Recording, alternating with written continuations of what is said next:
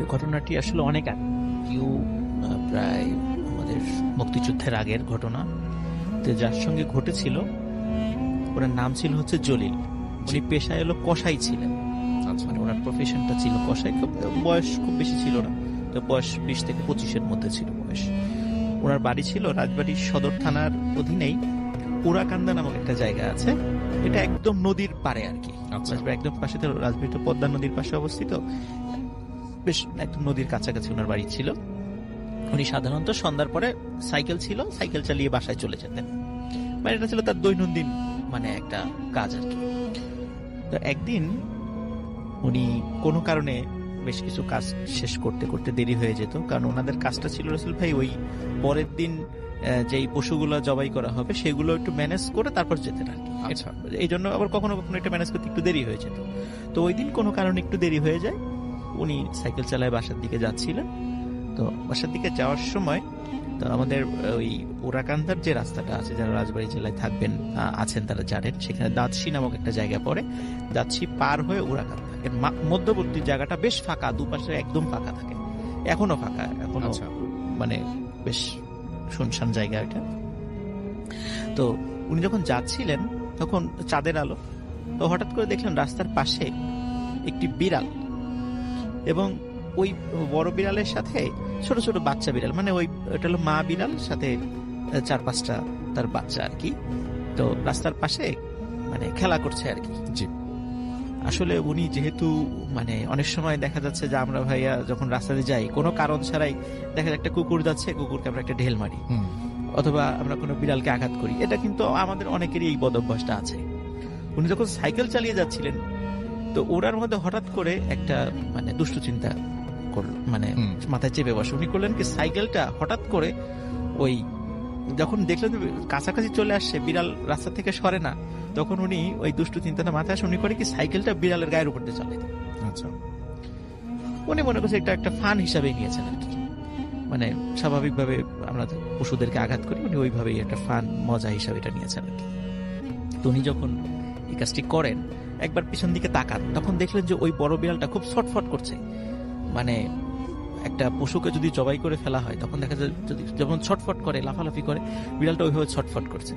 তখন উনি একটু খুশি হন যে যাক, আঘাত দিতে পারছি, ভালো, রাস্তার পাশে থাকবেই কেন, এরকম একটা ভাব আর কি ওনার। তো উনি বাড়িতে চলে যান। তো এরপর রাসেল ভাই মানে যেটা হয় আর কি, এরপরই থেকে আসলে ঘটনাটা শুরু। আচ্ছা, তবে এই বিড়ালের সাথে কি ঘটনাটা ঘটেছিল সেটা আমি একটু বলে তারপর আমি মূল ঘটনাতে যাব।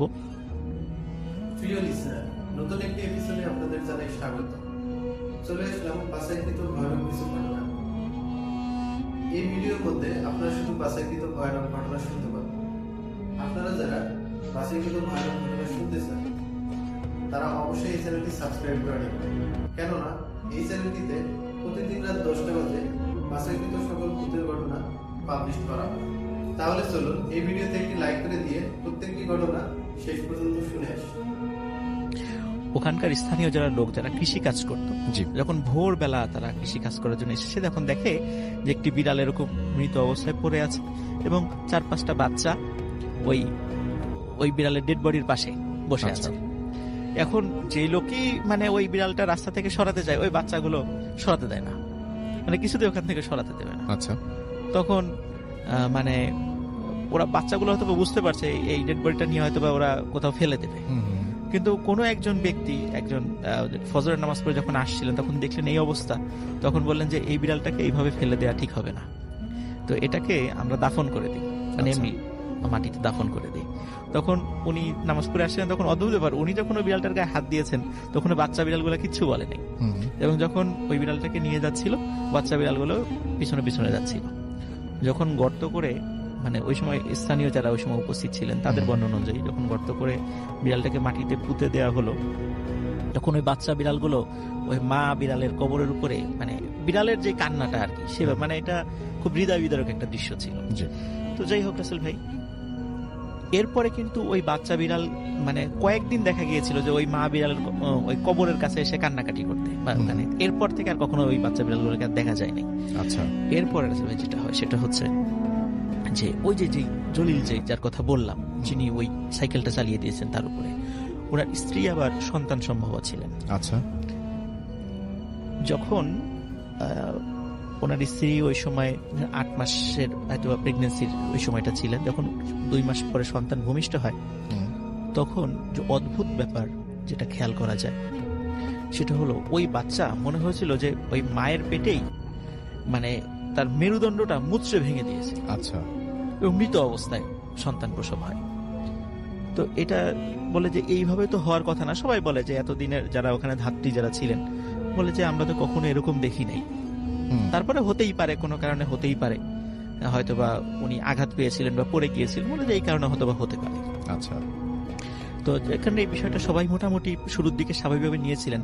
আর আসলে ভাই উনি ওই যে বিড়ালের গায়ের উপর দিয়ে চালিয়ে দিয়েছিলেন, এটা কিন্তু কাউকে বলেন নাই। কারণ এটা উনি এতটাই স্বাভাবিকভাবে নিয়েছেন যেটা কাউকে বলার উনি প্রয়োজন মনে করেন নাই। আচ্ছা।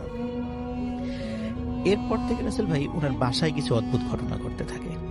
সেটা হলো মানে দিনের বেলা হোক বা রাতের বেলা হোক কিছু বিড়ালের উপদ্রব শুরু হয় ওনার বাড়িতে। আচ্ছা। তো বিড়ালগুলো কিছু খায়ও না, কাউকে ক্ষতিও করে না, শুধু বাসার আশেপাশে যে ঘোরাঘুরি করে। আচ্ছা। এবং ওদের খাবার দিলেও কিছু খায় না এবং কাউকে মানে অ্যাটাকও করে না। তো ওরা এটাও বিষয়টাকে আসলে স্বাভাবিকভাবে নিয়েছে বাড়ির সদস্যরা। এটা হতেই পারে, অনেক সময় এরকম বিড়াল টিড়াল আসে। কিন্তু দেখা যাচ্ছে কিছুদিন পর মানে বিড়ালের আনাগোনাটা একটু বেশি হয়ে যাচ্ছে। প্রথম দিকে 2-3টা ছিল, পরে 4-5টা, তারপর 10টা, 12টা, 16টা, 20টা, এরকম করে আস্তে আস্তে মানে বাড়ছে। মানে বিড়ালটা এমন একটা অবস্থা যে বাড়ির চারদিকে বিড়ালগুলো থাকে কিন্তু বাড়ির কাউকে ক্ষতিও করে না। কিন্তু মানে খুবই একটা অদ্ভুত ব্যাপার যে এত বিড়াল ওই বাড়িতে কোথা থেকে আসছে। এর মধ্যে রাসেল ভাই একদিন মানে ওই জলিল যিনি, উনি রাতের বেলা, কারণ গ্রামের বাড়িগুলোতে সাধারণত ওয়াশরুমগুলো বাইরে থাকে, তো উনি রাতের বেলা ওয়াশরুমের জন্য বাইরে বের হন। সময়টা ছিল তখন শীতকাল। তো উনি হাতে একটা হারিকেন ছিল। আচ্ছা। তো হারিকেনটা নিয়ে বের হন। বের হওয়ার পর তো উনি মানে খেয়াল করছিলেন হারিকেনের আলোটার যে রেঞ্জ, যতটুকু আলো, ওই আলোটার ওই পাশে অসংখ্য বিড়ালের মতো মানে চোখ জ্বলছে। মানে দুটো চোখ আমরা দেখি রাতের বেলা কুকুর বা বিড়ালের চোখ জ্বলে, অসংখ্য এরকম চোখ চতুর্দিকে। আচ্ছা। কিন্তু আলোটার কাছে আসতে পারছে না, মানে আলোর মধ্যে আসছে না, আলোটার ওই পাশে আছে। তখন উনি চিন্তা করছেন হয়তো ভাই বিড়ালগুলো হবে, কিন্তু উনি ভয় পান ওই সময় একটু। আচ্ছা। যে এতগুলো কেন, এটা কি অন্য কিছু? তখন উনি যেটা করেন সেটা হলো যে ওয়াশরুমে যাওয়াটা একটু দেরি করে উনি হারিকেনটা নিয়েই ওই বিড়ালগুলোকে তাড়া করা শুরু করেন। আচ্ছা। তখন তাড়া করার পরে দেখে সবগুলো চলে গেছে।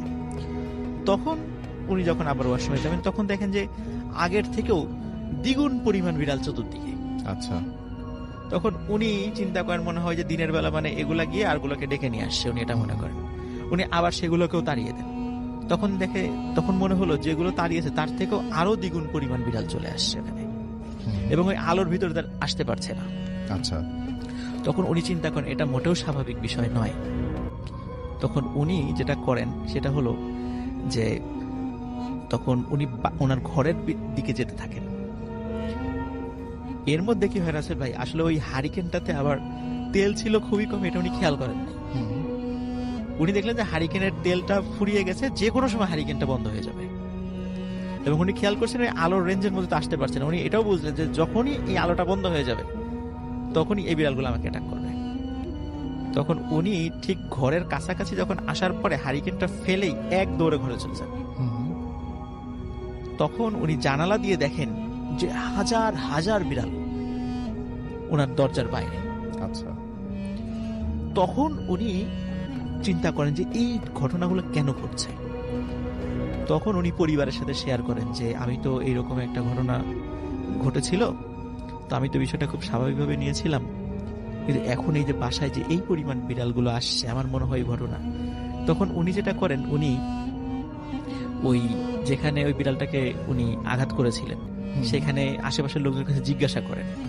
তখন বলে হ্যাঁ আসলে আমরাও তো এরকম একটা অদ্ভুত টাইপের বিড়ালকে কবর দিয়েছি, তো বিড়ালটা কবর দেওয়ার পর এরকম বাচ্চাগুলো আমরা দেখেছিলাম। এই ধরনের সব বিষয়গুলো উনি বর্ণনা করেন। তখন উনি বলছেন যে এটা আসলে কোনো স্বাভাবিক বিড়াল ছিল না।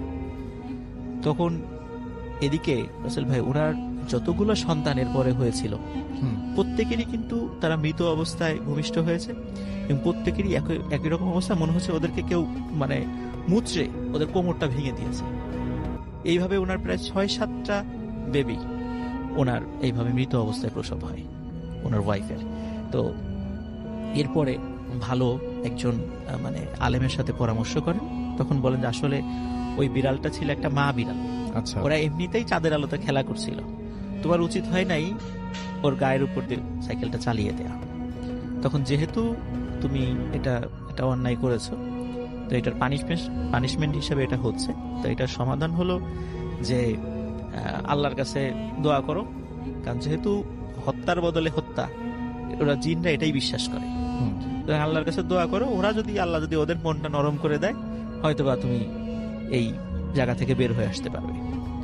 তারপর রাসেল ভাই একজন ভালো আলেমের সাথে পরামর্শ করার পরে উনি আবার মানে নাম বলছি না, উনি বর্তমানে বর্তমানে না মানে অনেক আগে ঢাকার একটা স্বনামধন্য মাদ্রাসায় মুহাদ্দিস হিসেবে কর্মরত ছিলেন।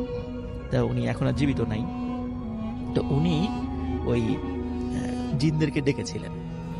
তখন ওরা বলেছিল যে সে যেহেতু ইচ্ছাকৃতভাবে ঘটনাটা ঘটিয়েছে, সুতরাং আমরা মানে প্রতিশোধ নেবই। তখন উনি বলেছিলেন যেহেতু একটা মানুষ উনি অন্যায় করেছেন, ওনার অনাগত সন্তানগুলো তার কোনো অন্যায় করেনি, তো তোমরা ওনাকে ছেড়ে দাও, ওনার পাপের প্রায়শ্চিত্ত যথেষ্ট হয়েছে, ওনাকে এবার মুক্তি দাও। তখন বলেছিলেন যে আপনি যেহেতু একজন খুবই পরহেজগার ব্যক্তি, তা ও যদি ওয়াদা করে যে আর কখনো এইভাবে মানে অকারণে কোনো মানে পশুকে বা কাউকে কষ্ট দেবে না, তাহলে আমরা চিন্তা ভাবনা করে দেখতে পারি। তবে ওই আলেমের রিকোয়েস্টটাই পরবর্তীতে মানে ওই জিন্না তাকে ক্ষমা করে দেয় আর কি, এবং তারপর থেকে উনি স্বাভাবিকভাবেই জীবনযাপন করেন। ওনার সন্তানরা এখনো জীবিত আছে, মানে এখনো পরবর্তী সন্তানগুলো হয়েছিল, তো তারা স্বাভাবিকভাবেই হয়েছিল। তা ওনার বংশধররা এখনো আছে আর কি, তারা ওরাকান্দায় বসবাস করে, রাজবাড়ী জেলার ওরাকান্দা নামক গ্রামে। আচ্ছা, তো এখানে রাসেল ভাই আমরা ওই যে শুরুতে যে বিষয়টা বললাম যে এই যে রাতের বেলা হোক বা দিনের বেলা হোক অকারণে বিভিন্ন প্রাণীদেরকে কষ্ট দেয়া, এটা হোক সেটা জিন না যাই হোক সেটা, কিন্তু এটা এভাবে কিন্তু আমাদের ধর্মেও কিন্তু বা হাদিসে বা এইগুলো বলা আছে যে অকারণে কোনো প্রাণীকে যেন আমরা কষ্ট না দিই। তো যে কোনো সময় এই ধরনের একটা বিপদ চলেই আসতে পারে। থ্যাংক ইউ রাসেল ভাই, থ্যাংক ইউ সো মাচ। ঘটনাটি ঘটেছিল 2010 সালে। আমি তখন ক্লাস 6-এ পড়ি।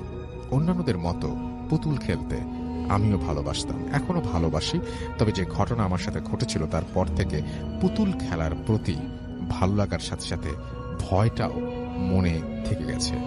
ঘটনায় আসা যাক। একদিন বিকেলে আমি স্কুল থেকে বাড়ি ফিরে দেখলাম ঘরে খাটের ওপর একটা নতুন পুতুল রাখা আছে। আমরা অনেকে এই ধরনের পুতুল দেখেছি যেগুলো কিনা শুইয়ে দিলে চোখ দুটো বন্ধ হয়ে যায় আর দাঁড় করিয়ে রাখলে চোখ দুটো খুলে যায়। ওই পুতুলটাও সেই ধরনের ছিল এবং নতুন পুতুল দেখে আমি তো বেজায় খুশি। দৌড়ে মাকে গিয়ে জিজ্ঞেস করলাম কে দিয়েছে এই পুতুলটা, এখন তো জন্মদিনও না। মা বললেন তোর মেজো পিসি ওটা এনেছে। কথাটা শোনা মাত্রই আমি ছুটে মেজো পিসির ঘরে গেলাম পিসিকে থ্যাংক ইউ বলতে, আর সাথে এটাও জিজ্ঞেস করতে যে হঠাৎ তুই পুতুল আনলি যে, আমার তো জন্মদিনও না। পিসি বললেন আর এই পুতুলটা আমি যেখানে কাজে যাই সেখানকার মালিক এনেছিল। ওনার বাড়িতে নাকি একজনের ছোট বাচ্চার জন্য ওনার স্ত্রী পুতুলটি কিনেছিলেন, ভেবেছিলেন মেয়ে হবে, কিন্তু ছেলে হওয়ায় পুতুলটি ওনার স্ত্রী অন্য কাউকে দিয়ে দিতে বলেছেন, আর উনি নতুন পুতুল কিনেছেন ওই বাচ্চাটিকে দেওয়ার জন্য। তাই পুতুলটি আমাদের মধ্যে কে নিবে কিনা জিজ্ঞেস করে আমি তোর জন্য নিয়ে এসেছি। পুতুলটা আমার বেশ পছন্দ ছিল, সারাক্ষণ ওটা নিয়েই থাকতাম, ওটা নিয়েই খেলতাম, এমনকি ঘুমানোর সময়ও পুতুলটাকে বিছানায় এক পাশে রেখে ঘুমাতাম। এভাবেই 1-1.5 মাস কেটে যায়। হঠাৎ একদিন আমার মা লক্ষ্য করলেন যে পুতুলটার গা, হাত পা, মুখে কেমন যেন ফেটে যাওয়ার দাগ। আমি স্কুল থেকে ফিরতেই মা জিজ্ঞেস করলো পুতুলটার কি অবস্থা করেছিস, এত নতুন পুতুল এইভাবে ফেটে গেল কিভাবে? আমিও দেখলাম পুতুলটার প্লাস্টিক বেশ ভালো কোয়ালিটির হওয়া সত্ত্বেও কেমন ফাটা দাগ সারা গায়ে। মা ভাবলেন যে হয়তো আমি পুতুলটা ছুঁড়ে মেরেছি খেলতে খেলতে, কিংবা হাত থেকে পড়ে গেছে, যত্ন নেই না তাই ফেটে গেছে। আমিও ভাবলাম দোষ হয়তো আমারই, তাই ওই বিষয়টা নিয়ে অতটা আর মাথা ঘামালাম না। কিন্তু কয়েক সপ্তাহ যেতে না যেতে ঘটল একটা অদ্ভুত ঘটনা। বলে রাখা ভালো যে আমার ওই পুতুলটার পিঠের সুইচ ছিল, যেটা কিনা প্রেস করলে গান বাজতো। আমি আগেই বলেছি যে পুতুলটা আমার এতই পছন্দের ছিল যে আমি ওটাকে নিয়ে ঘুমাতাম। একদিন শনিবার, স্কুল সাধারণত ছুটি থাকায় আমি বাড়িতে ছিলাম। খেয়ে দিয়ে যথারীতি পুতুলটা নিয়ে মায়ের সাথে ঘুমাচ্ছি, মায়ের সাথে শুয়েছি ঘুমাবো বলে। হঠাৎ দুপুর ৩টা বাজতেই পুতুলের ভেতর থেকে গান বেজে উঠল। ঘুম ভেঙে গেল। এক প্রকার বিরক্ত হয়েই উঠে পুতুলটার সুইচটা অফ করে গান থামালাম। পরের দিন দুপুরবেলায় আবার ৩টায় বাজতেই পুতুলের ভেতর থেকে একা একাই অটোমেটিকলি গান বাজতে শুরু করে দিল, ঠিক আগের দিনের মতো। কিন্তু এবার আমার ঘুমের ব্যাঘাত ঘটায় মা বিরক্ত হয়ে উঠে পুতুলটার গান বন্ধ করে আলমারিতে ঢুকিয়ে রেখে দিলেন। আর আমায় বললেন, পুতুলটা নিয়ে আর ঘুমাতে হবে না। ঘুমের ঘরে পুতুলটার পিঠের সুইচটায় তোর হাত লেগে রোজ রোজ গান বেজে যাচ্ছে, আমার ঘুম ভেঙে যাচ্ছে। এবারও ব্যাপারটা কানে না নিয়ে দোষ ভেবেই মাথা থেকে ছেড়ে ফেললাম। কিন্তু ঠিক তার পরদিনই ঘটল আবার এক অদ্ভুত ঘটনা। ওই দিনটা সোমবার হওয়ায় আমি স্কুলেই ছিলাম দুপুরে। বাড়িতে মা একাই ছিলেন, তাই সেদিন বাড়ি ফিরতেই মার মুখে শুনলাম যে পুতুলটা নাকি আলমারির ভেতরে থাকা সত্ত্বেও আগের দিনের মতো বাজছিল নিজে নিজে। শুনে আমার কেমন যেন ভয় হতে লাগলো। আমার স্কুলে গরমের ছুটি পড়ে গেল, তাই বাড়িতেই দুপুরবেলা যখন ৩টা বাজতো পুতুলটা আলমারির ভেতর থেকে ভেসে আসা হালকা গান আমার কানে আসতো। ব্যাপারটা মা অতটা গুরুত্ব দিত না, কিন্তু আমি এই ঘটনাগুলোকে কেন জানি ইজিলি নিতে পারতাম না।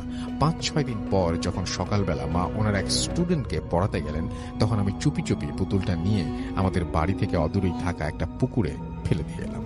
কারণ পুতুলটা নিয়ে খেলতে ভালো লাগার থেকেও ভয়টাই বেশি লাগা শুরু হয়েছিল। বাড়ি এসে মা পুতুলটার ব্যাপারে জিজ্ঞেস করায় আমি বললাম, বাইরে গিয়ে খেলতে খেলতে হারিয়ে ফেলেছি, অনেক খুঁজেছি কিন্তু পাইনি। আমার অনেক মারও খেয়েছে, তবু সত্যি কথাটা বলিনি। সব থেকে আশ্চর্যের বিষয় এই ছিল যে পুতুলটা ফেলে দেওয়ার পর থেকেই আমার অস্বাভাবিকভাবে জ্বর হয় এবং সেটা টানা 3-4 দিন কন্টিনিউ করে, কিন্তু কোনো ওষুধেই সেই জ্বর কমছিল না। আমার মেজো পিসি ব্যাপারটা নোটিস করে আমার বাবাকে বললেন, যেই থেকে পুতুলটা হারিয়ে গেছে সেই থেকেই তো আমার জ্বর। বাবা এসব জিনিস না মানলেও পিসির কথা মতো কাছের এক মসজিদ থেকে পানি পড়া নিয়ে এসে খাওয়ালেন। এক রাতে জ্বর নেমে গেল। তা সত্ত্বেও আমার মা বাবার মধ্যে এটা কোনো প্যারানর্মাল ঘটনা এরকম কোনো কিছু তারা খুঁজে পায়নি। কিন্তু পিসি ব্যাপারটা বুঝতে পেরে ওই লোকটার বাড়ি যায় পুতুলটার ব্যাপারে ওনার স্ত্রীকে জিজ্ঞাসাবাদ করতে। কিন্তু ওনার স্ত্রী কিংবা উনি দুজনেই কেউই সে সময় বাড়ি না থাকায় ওনাদের সাথে পিসির কোনো কথা হয় না। কিন্তু বাড়িতে থাকা কাজের মেয়েটি থেকে আমার পিসির সমস্ত ঘটনা জানতে পারে। মেয়েটি বলে পুতুলটি নাকি কেনা হয়েছিল ওনার এক আত্মীয়র সন্তানের জন্য এবং সেটি কন্যা সন্তানই ছিল। বাচ্চাটি জন্মানোর পরই নাকি ওর জন্য পুতুলটি কিনে হসপিটালে রাখা হয়, কিন্তু দুর্ভাগ্যবশত জন্মানোর 2 দিন মধ্যেই নাকি শিশুটি একদিন দুপুর 3টার সময় কোনো এক অজানা অসুখে মারা যায় এবং সেই পুতুলটি আনা হয় পিসির কাজের ওখানে এবং পিসি না জেনেই পুতুলটা আমার জন্য বাড়ি নিয়ে আসে এবং তারপর থেকেই এই সমস্ত ঘটনা ঘটতে থাকে। অবশ্য পুতুলটি ফেলে দেবার পর আর তেমন কিছু হয়নি। এই ছিল আমার ঘটনাটি পুরোপুরি আমার বন্ধুর মুখ থেকে শোনা। আশা করি সবার ভালো লাগবে। ভূত এফএমের নিয়মিত শ্রোতা, অসম্ভব ভালো লাগার একটি শো, একটিও এপিসোড মিস করি না। বলে রাখা ভালো যে রাত জেগে ভূত এফএম শুনতে শুনতে আমি এখনো বেশ খানিকটা সাহসী হয়ে গেছি। একা একা কিংবা অন্ধকারে আগের মতো ভয় পাই না এবং ভূত এফএমকে অনেক থ্যাঙ্কস। ভালো লাগলে আমার ঘটনাটি পড়ে শোনাবেন। সালাম রাসেল ভাই, আমি সঙ্গত কারণে আজকে আমার নামটা গোপন রাখছি, কিন্তু পরবর্তীতে আমি আমার নামটা আপনাকে শেয়ার করব। তো এই অডিও ক্লিপে আমি শেয়ার করলাম না। আশা করি আপনি ভালো আছেন, আপনি সবসময় ভালো থাকার দলে। আজকে আপনার স্টুডিওতে এসে এই অভিজ্ঞতাটা শেয়ার করতে পারলাম না, তাই অডিও ক্লিপটা পাঠাচ্ছি। আমি একজন সরকারি চিকিৎসক হিসেবে আছি এবং যে ঘটনাটা আমি শেয়ার করতে যাচ্ছি এটা খুব একটা ভয়ের না, যেটা আমার জীবনে হয়েছে এবং এটা আমার সরকারি চাকরি সূত্রে যেখানে পোস্টিং ছিল সেখানকার ঘটনা। জায়গাটি ঢাকা থেকে খুব কাছে এবং এমন একটি জায়গা যেখানে দিনে গিয়ে দিনে আসা যায়। তারপরও আমি সেখানে একটি রেস্ট হাউসে থাকতাম। অনেকেই আমার সাথে রেস্ট হাউসে ছিলেন, সবাই মোটামুটি বিসিএস ক্যাডারই ছিলেন যারা ছিলেন। রেস্ট হাউসটা আসলে একটা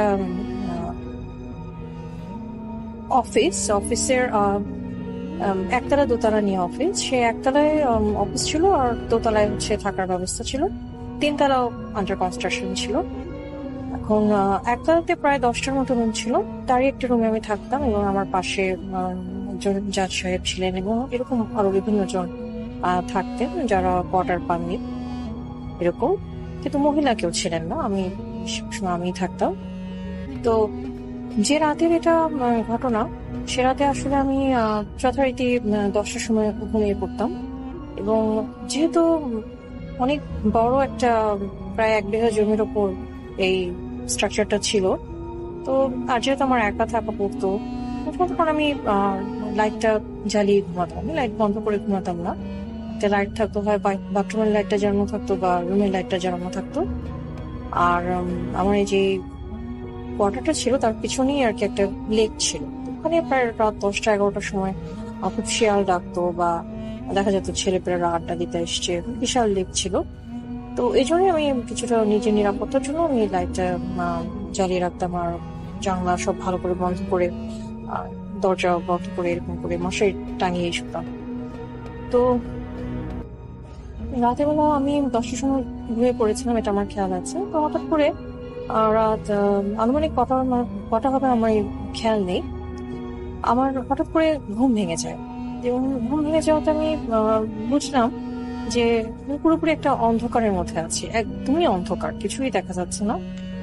তখন আমার মনে হলো যে হয়তো বা এখানে খুব কারেন্ট যায়, হয়তো বা কারেন্ট গেছে, কিন্তু এখানে যে আমি এতদিন ধরে আছি আমি কখনো রাতে কারেন্ট যেতে দেখিনি, কিন্তু কারেন্ট ছিল না। কিন্তু আমি কিছুক্ষণ পর আমি বুঝলাম যে হয়তো বা 10-15 সেকেন্ড পরে আমার মনে হলো যে না, শুধু কারেন্টের জন্য আমার ঘুমটা ভাঙে বা গরম লাগছে সেজন্য ঘুমটা ভাঙেনি, আমার ঘুমটা আসলে একটা শব্দে ভেঙেছে এবং শব্দটা ছিল অনেকটা ঝনঝন করে স্টিলের বা তামার বা কাঁসার বাসন কোসন পড়লে যেরকম একটা ঝনঝন শব্দ হয় সেরকম, কিন্তু ওটা এতটাও ঝনঝন না যে কিছু পড়েছে, সেটা শব্দটা ছিল যে মাটিতে এরকম গড়িয়ে কিছু যাচ্ছে, কাঁসার বা স্টিলের কোনো জিনিস মাটিতে গড়িয়ে যাচ্ছে এবং এটা যেহেতু কার্পেটের উপর দিয়ে যাচ্ছে, তো শব্দটা একদম যে খুব ওরকম তা না, কিন্তু এটা যেহেতু অনেকক্ষণ ধরে যাচ্ছে আমার মনে হচ্ছে সেজন্য আমার ঘুমটা ভেঙেছে। এবং আমি তখন শব্দটা কোথা থেকে হচ্ছে এটা দেখার জন্য আমি বোধহয় একটু বাঁ দিকে টার্ন নিলাম,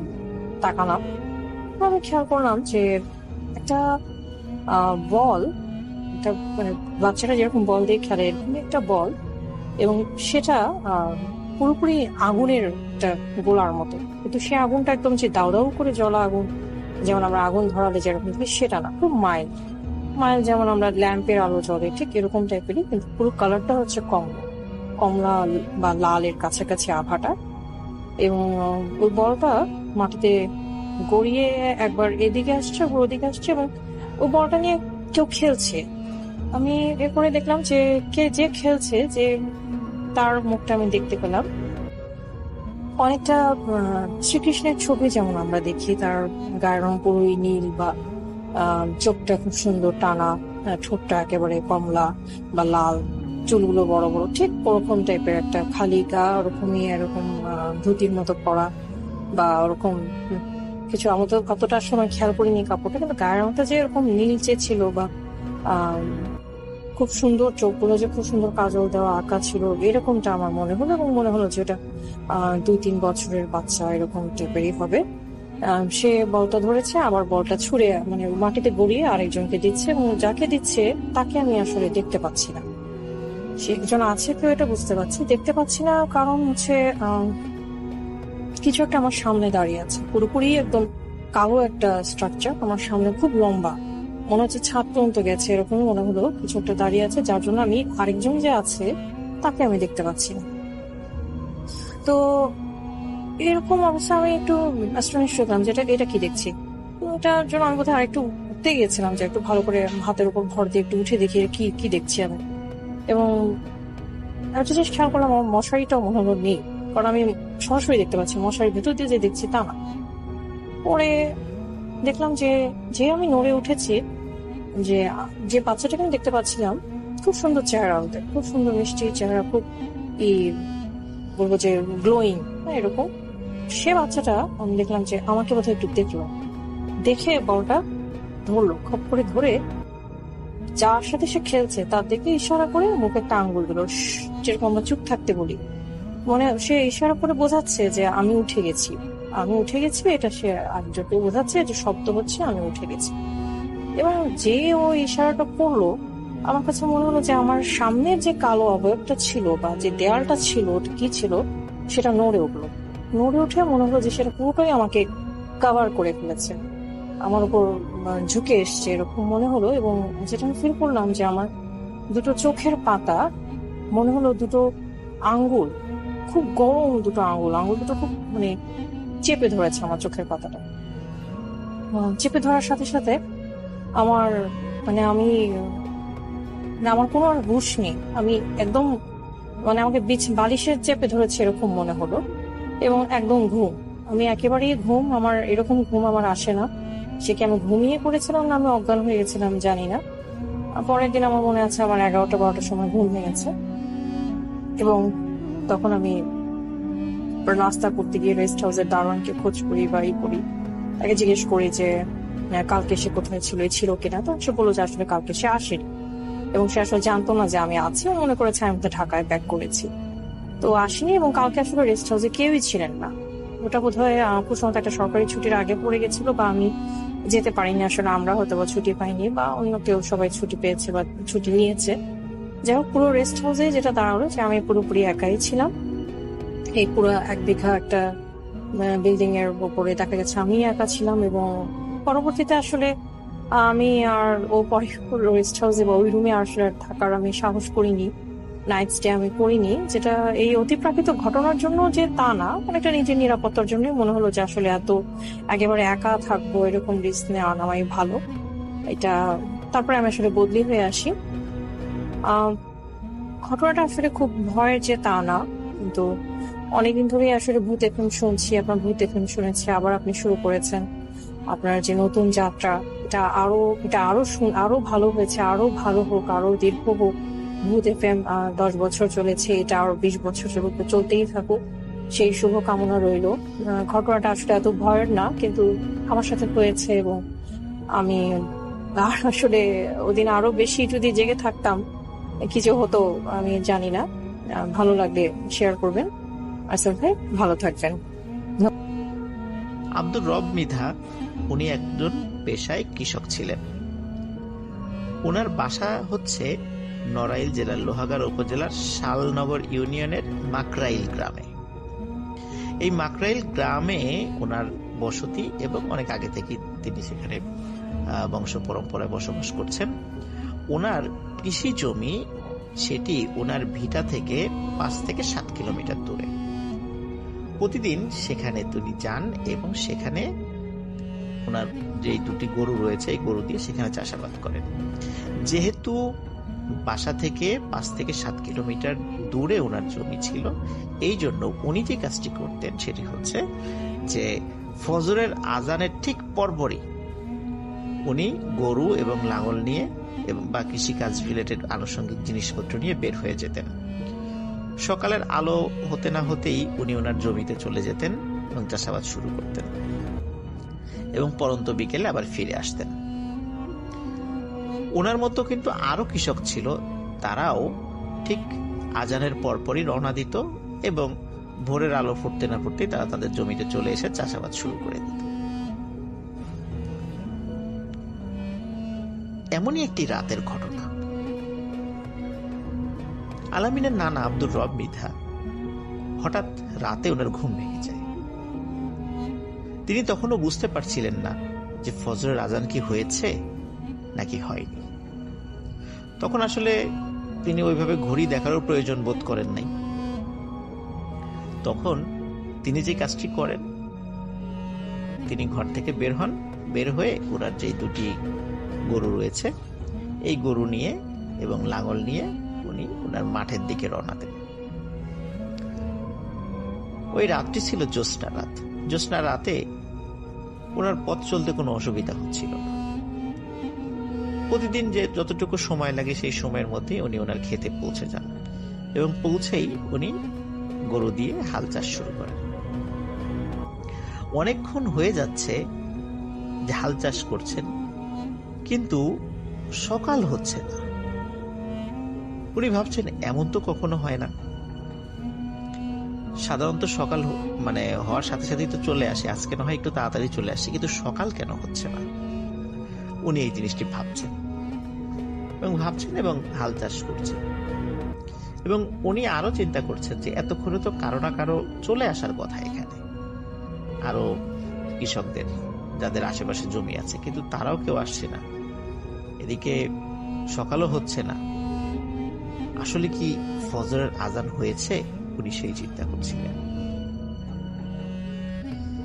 এমনই চিন্তা যখন করছেন, তখন হঠাৎ ওনার কানে একটি বাচ্চার কান্নার আওয়াজ ভেসে আসে। বাচ্চাটি কান্নাকাটি করছে। উনি চিন্তা করলেন যে কি ব্যাপার, বাচ্চা কান্নাকাটি করছে কোথায়? উনি তাকিয়ে দেখলেন যে ওনার ক্ষেতের পূর্ব দিকে যে আইল আছে, এই আইলের উপরে একজন মহিলা তার কোলে একটি বাচ্চা নিয়ে বসে আছে এবং ওই বাচ্চাটি কান্নাকাটি করছে। উনি চাঁদের আলোতে স্পষ্ট দেখতে পাচ্ছেন বাচ্চা এবং বাচ্চার মাকে। বাচ্চা কাঁদছে এবং বাচ্চার মা বাচ্চাকে সান্ত্বনা দিচ্ছে। ঠিক যেভাবে বাচ্চারা কান্নাকাটি করলে তাদের মা বাচ্চাদেরকে সান্ত্বনা দেয় এবং তাদেরকে থামানোর চেষ্টা করছে যে ও কাঁদো না, কেঁদো না, তোমার বাবা চলে আসবে, কান্নাকাটি করে না, এইরকম শব্দগুলো তারা ওই মহিলা ইউজ করছিল। আলামিনের নানা আব্দুর রব মিদা অত্যন্ত সাহসী একজন মানুষ ছিলেন। তিনি বুঝতে পেরেছিলেন যে এত রাত্রে এখানে কিন্তু কোনো বাচ্চা সহ মহিলা আসার কথা নয়, নিশ্চয়ই এটি কোনো প্যারানরমাল ঘটনা হবে। তিনি যে কাজটি করার চেষ্টা করেন সেটি হচ্ছে যে তিনি চিন্তা করেন যে এখান থেকে দ্রুত বের হয়ে যাই, আবার বাড়ির দিকে চলে যাই, এখন নিশ্চয়ই অনেক রাত, আমি ভুল করে চলে এসেছি।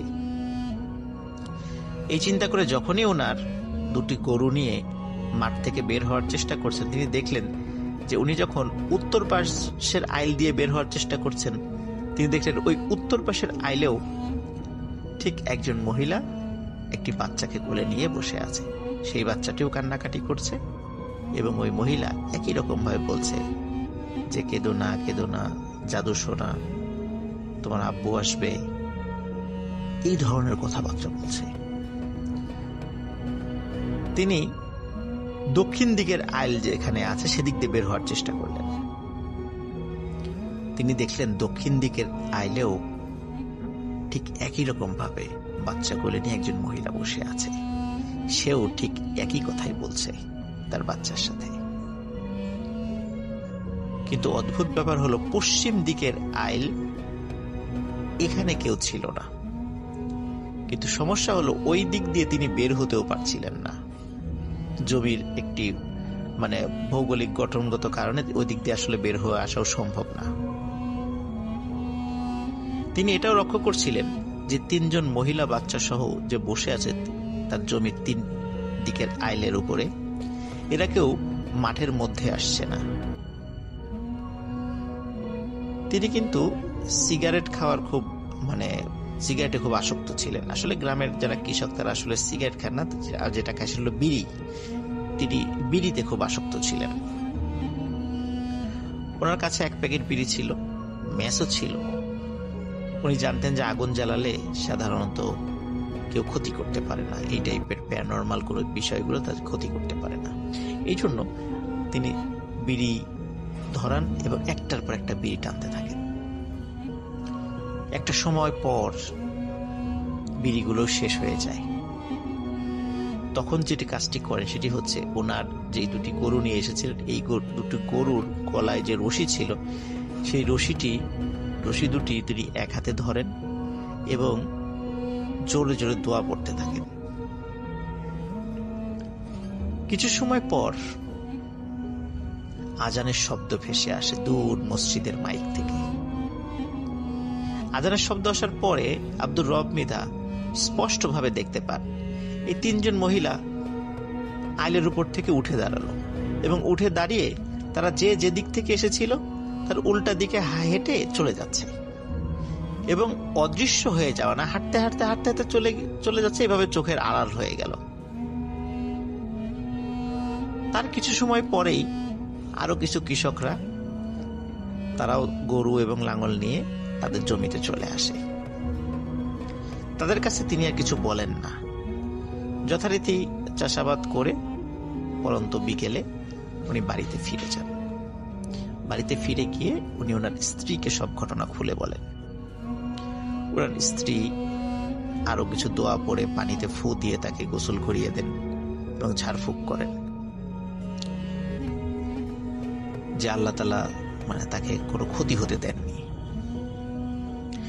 এর প্রায় 2 থেকে 2.5 বছর পর ঘটে আরেকটি ঘটনা। এর মধ্যে কিন্তু আর কোনো ঘটনা তার সাথে ঘটেনি। স্বাভাবিকভাবে মাকরাইল গ্রামের পাশেই নদী রয়েছে। তো সাধারণত আব্দুর রব মৃধা উনি যে কাজটি করতেন, বা শুধু উনি না, ওনার বাবা বা ওনার যে আত্মীয় স্বজনরা, পাশে যেহেতু নদী ছিল, নদীর ওখানে কিছু চরও ছিল, তো সেখানে সন্ধ্যার পরে মাছ ধরার জন্য বিভিন্ন ধরনের ইনস্ট্রুমেন্ট গুলা পেতে রাখতেন। জাল সহ বিভিন্ন ধরনের ইনস্ট্রুমেন্ট আছে, সেই জিনিসগুলো পেতে রাখতেন এবং প্রচুর মাছও পাওয়া যেত। তখনও আব্দুর রব মৃধার পিতা জীবিত ছিলেন। উনি অনেক বয়স্ক থাকলেও মাছ ধরার তার খুব নেশা ছিল। তো আব্দুর রব মৃধা, তার পিতা এবং তার আরো চাচাতো ভাইটাই মিলে তারা মাছ ধরতে যান। ওই রাতও ছিল জ্যোৎস্না রাত। তাদের জালে অনেক মাছ ধরা পড়ে। সাধারণত গ্রামে মাছ রাখার যে ঝুড়িটা, এটাকে খালই বলে। দেখা যাচ্ছে 1 খালই মাছ হয়ে গেছে। তখন আলামিনের নানা আব্দুর রব মৃধা, তাকে তার বাবা বলে যে, এই আব্দুর রব, মাছ তো 1 খালি হয়ে গেছে, বাসা তো কাছেই, যা তুই এটা রেখে আয়, বাসায় গিয়ে মাছটা রেখে আবার খালইটা খালি করে নিয়ে আয়। তো চিন্তা করলেন আব্দুর রব মৃধা যে হ্যাঁ, ভালো, কোথায় তো চলে যাই। উনি খালইটা নিয়ে আবার বাড়ির দিকে হাঁটা শুরু করেন। উনি যখন বাড়ির দিকে হাঁটা শুরু করেন, ওনার বাড়ির কাছাকাছি একটি বাগান রয়েছে। ওই বাগানটি পার হয়ে ওনার বাড়িতে আসতে হয়। যখন তিনি বাগানের মধ্যে প্রবেশ করেছেন, হঠাৎ করে পেছন থেকে কেউ বলছে, এই রবে, মাছগুলা দিয়ে যা। আসলে ওনার নাম আব্দুর রব থাকলেও গ্রামের মানুষজন তাকে রবে রবে বলতো, রব না বলে রবে বলতো। তো বলছে, রবে, মাছগুলো দিয়ে যা। তিনি প্রথম দিকে পাত্তা দেয় নাই, তিনি চিন্তা করেছেন হয়তো বা শুনতে ভুল করছেন। তিনি হেঁটে যাচ্ছেন, আবার পেছন থেকে ধমক দিয়ে বলছে, এই রবে, তোকে না মাছগুলো দিতে বললাম, মাছ দিয়ে জানালে কিন্তু তোর ক্ষতি হবে। তিনি যে কাজটি করেন, তিনি মাছগুলো নিয়ে জোরে এক দৌড় লাগান। দৌড়াতে দৌড়াতে হঠাৎ উনি দেখতে পান 4-5টি ছায়া তাকে ঘিরে ধরেছে। তখন তিনি বুঝতে পারেন এবার আর তার নিস্তার নেই। ওনার যতক্ষণ জ্ঞান ছিল, পরবর্তীতে উনি যেটা বলেছেন যে উনি শুধু চিৎকার দিয়ে বলতে পেরেছিলেন, এই তোরা কে কোথায় আছিস, আমাকে এরা ধরে নিয়ে যাচ্ছে। জাস্ট এতটুকু উনি বলতে পেরেছিলেন। এদিকে ওই বাগানের পাশেই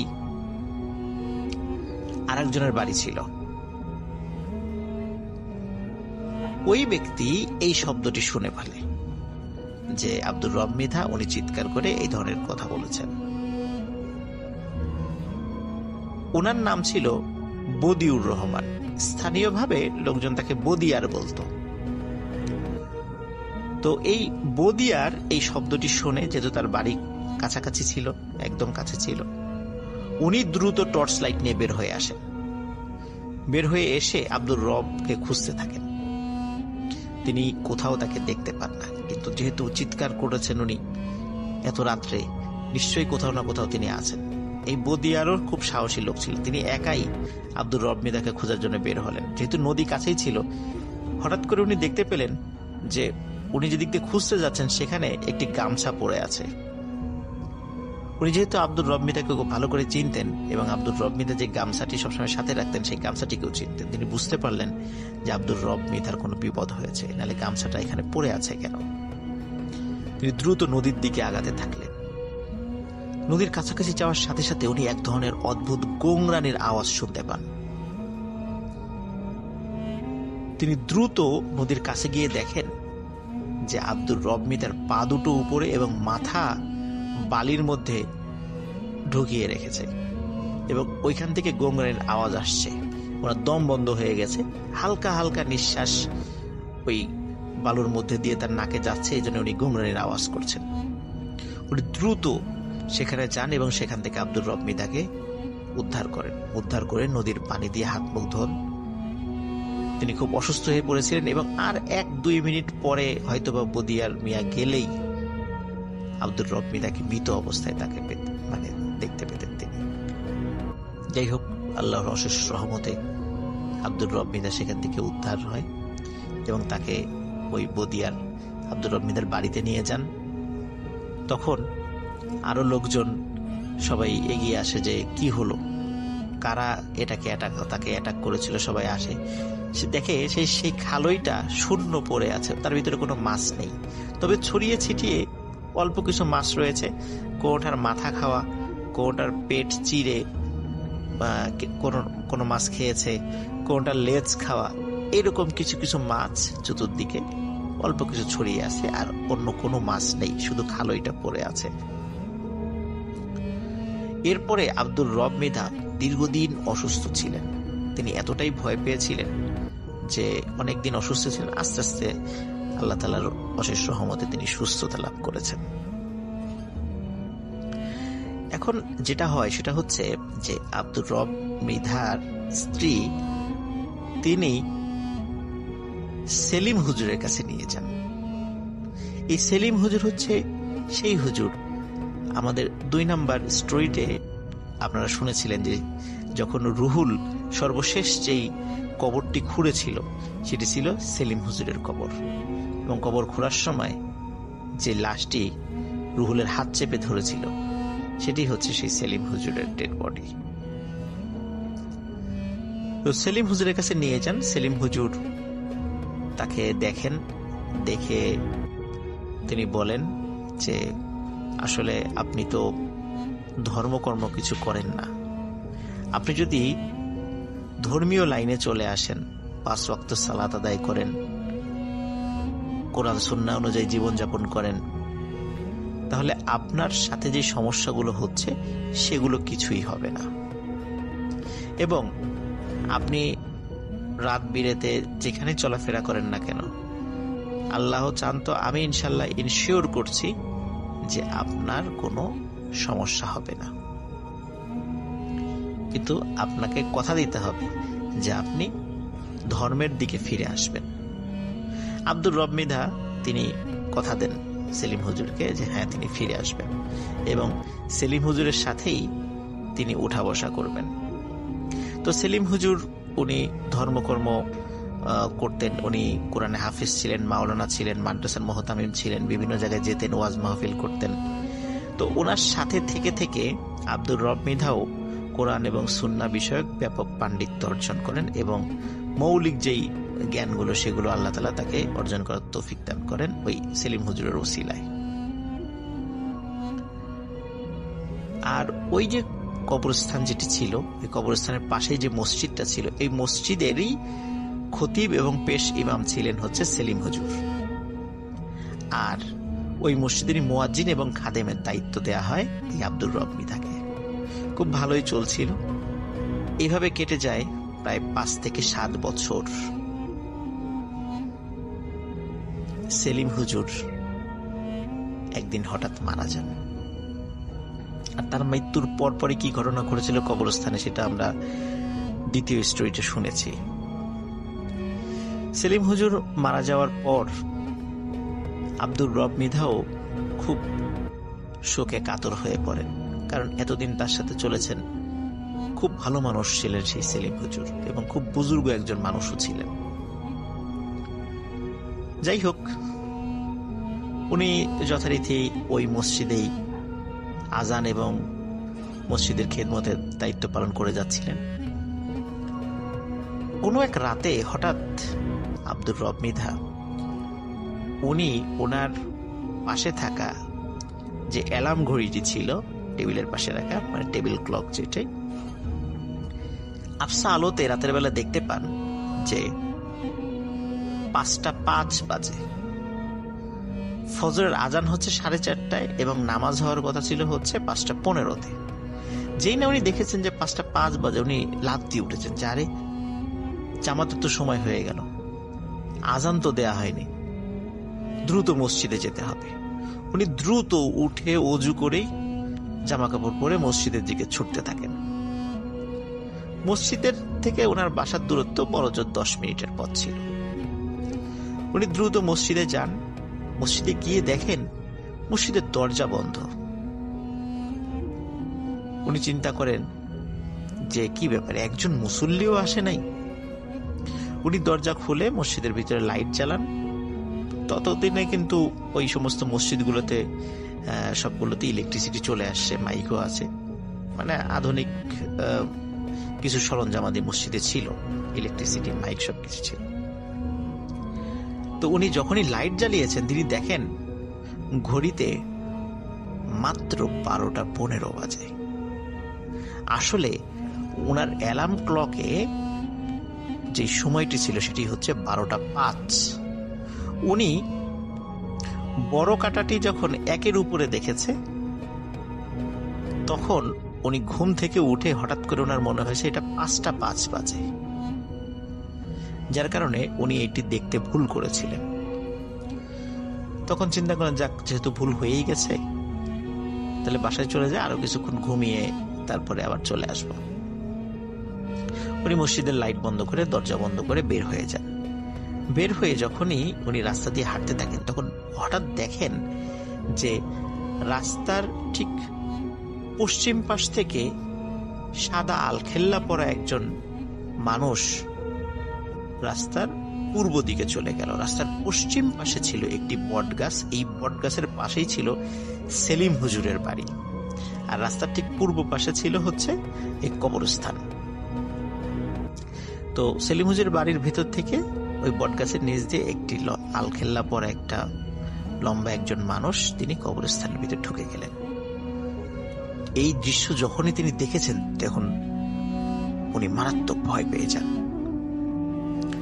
ভয় পাওয়ার পর উনি দ্রুত বাড়ির দিকে হাঁটতে থাকেন। হঠাৎ পেছন থেকে বলে ওঠে, আসসালামু আলাইকুম মুয়াজ্জিন সাহেব। মুয়াজ্জিন সাহেব আসসালামু আলাইকুম, এই টাইপের শব্দ শুনে উনি আরো ভয় পান। উনি তখন চিন্তা করেন যে এইবার দৌড় দিতে হবে, কারণ উনি যতই সাহসী হন না কেন, উনি হঠাৎ করে দেখলেন এরকম লম্বা আলখেল্লা পরে একটা লোক একটা বাড়ি থেকে বের হয়ে কবরস্থানের ভিতরে ঢুকে গেলে এত রাত্রে। গ্রামে তো এত রাত্রে কেউ কল্পনাই করা যায় না কেউ রাত্রে বাইরে থাকবে। তারপর আবার পেছন থেকে সালাম দিচ্ছে। উনি তো মারাত্মক ভয় পান।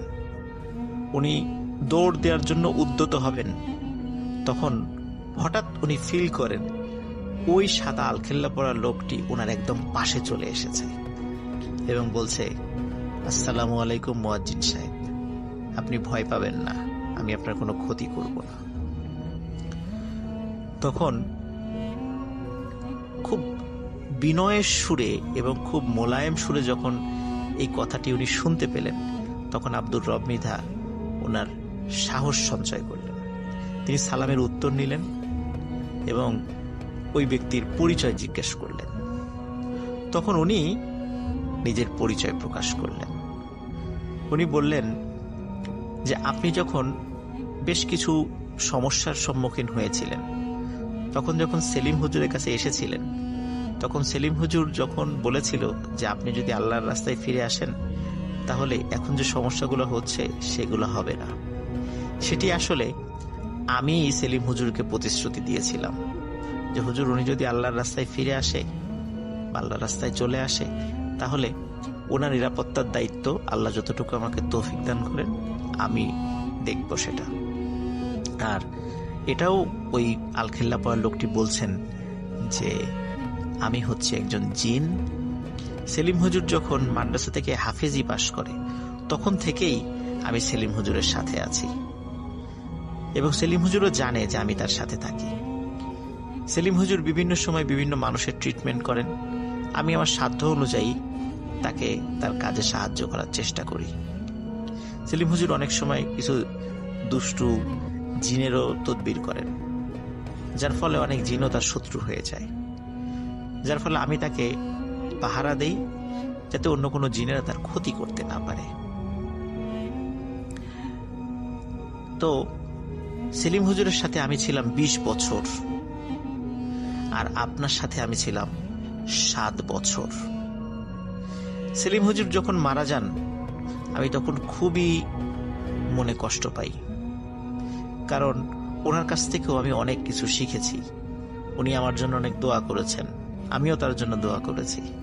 কিন্তু উনি যেহেতু মারা গেছেন আর আপনি জীবিত আছেন, সুতরাং আপনার নিরাপত্তার দায়িত্ব কিন্তু আমার। আপনি কখনো ভয় পাবেন না, আমি ইনশাল্লাহ সবসময় আপনার সাথে থাকব। এই বলার পরে উনি সেখান থেকে আবারও সালাম দিয়ে চলে যান।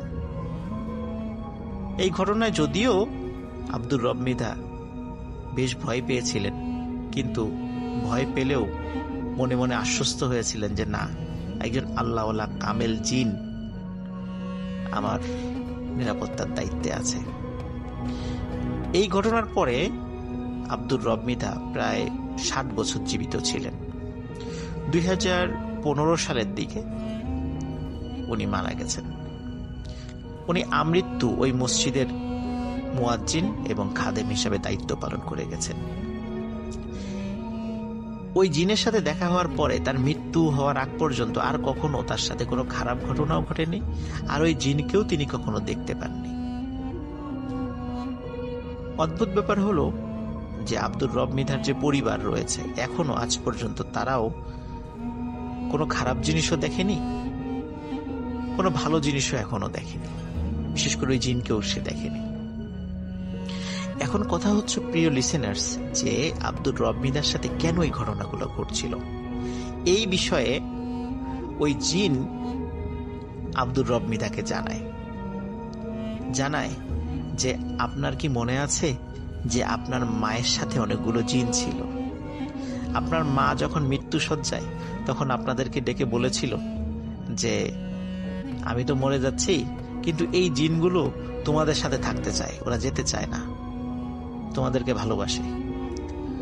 তখন আপনার অন্য সব ভাই বোন রাজি হলেও আপনি খুব তুচ্ছ তাচ্ছিল্য করেছিলেন, অনেক আজে বাজে কথা বলেছিলেন, এও বলেছিলেন যে ওদেরকে আর প্রয়োজন নেই, ওদেরকে বিদায় করে দাও, তুমি মরে যাও, তোমার সাথে সাথে ওদেরকেও নিয়ে যাও। এই ধরনের অনেক তুচ্ছ তাচ্ছিল্যমূলক কথা বলেছেন, যার কারণে ওই জিনগুলো আপনার প্রতি ক্ষিপ্ত ছিল। আপনি যতগুলো সমস্যায় পড়েছেন সবগুলোই ওদের দ্বারা সংগঠিত হয়েছে। আপনার ওদেরকে এভাবে তুচ্ছ তাচ্ছিল্য করে কথা বলা উচিত হয়নি। যেহেতু আমি আপনার সাথে ছিলাম, যার কারণে ওরা আপনাকে আর নতুন করে কোনো ক্ষতি করতে পারেনি। এইটাই ছিল আব্দুর রব মৃধার সাথে যে দুটো বড় বড় ঘটনা ঘটেছিল, বিশেষ করে জমিতে এবং উনি মাছ ধরার সময়। এটি ছিল সেই কারণ। শুনে আসি পরবর্তী ঘটনাটি।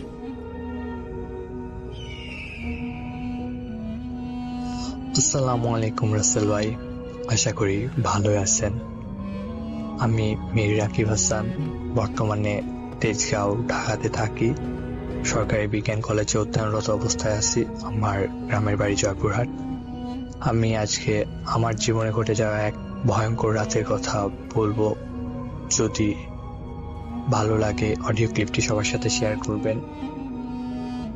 আমি জানি না ক্লিপটি আপনার কাছে কতটা ভয়ঙ্কর লাগবে, কারণ আপনি এসব ঘটনা শুনে অভ্যস্ত, কিন্তু আমার মনে হয় যদি ক্লিপটি সবার সাথে শেয়ার করেন তাহলে লিসেনাররা হয়তো এটুকু বুঝতে পারবেন যে প্যারানর্মাল বিষয়ে যদি স্বল্প দক্ষতা থাকে তাহলে এসব বিষয় নিয়ে ঘাটাঘাটি করা একদমই ঠিক নয়।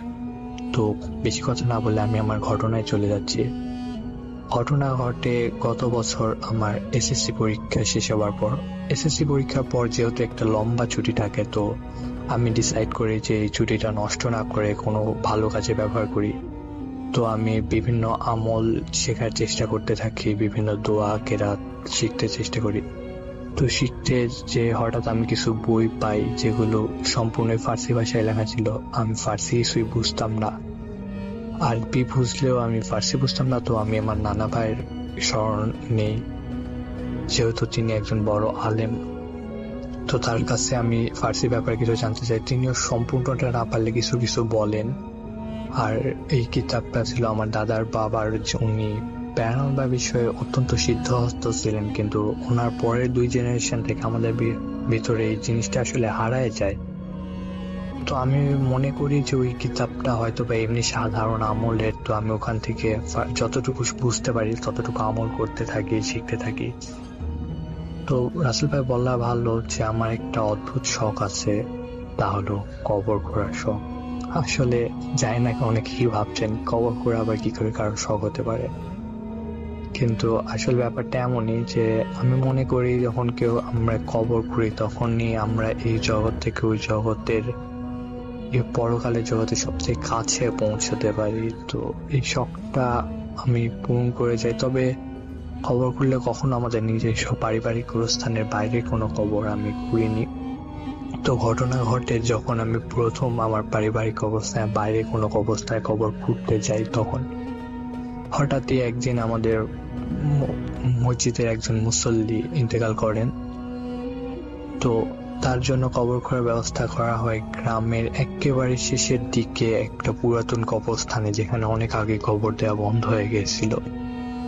তো কবর খোঁড়ার জন্য যে 3 জন লোক ছিলেন তাদের মধ্যে একজন হঠাৎ কোনো কারণে আসতে পারবেন না বলায়, আর বাকি যেহেতু ছিলেন, তো ও আমাকে বলে যে রাকিব বাবা, তুমি তো নিজেদের ভিতরে খোঁড়ো, তো আজকে চলো বাইরে একটু ঘুরে আসি। তো আমিও ভাবি যে সোয়াবের একটা কাজ চাই, করে আসি। তো কবরস্থানে একটু বর্ণনা দিই। আমাদের গ্রামের 2 দিকে 2টা নদী আছে। তো দিকে নদীটা প্রায় শুকিয়ে গিয়েছে, তো ওইদিকে কারো খুব একটা যাতায়াত চলে না। তুই মরা নদীটার পাশেই পুরাতন কবরস্থানটা বাইচারে ঘেরা, একদম বহুদিন কারো যাতায়াত হয় না। তো আমরা কবর করি, সব ভালো মতোই কাজ কারবার হয়।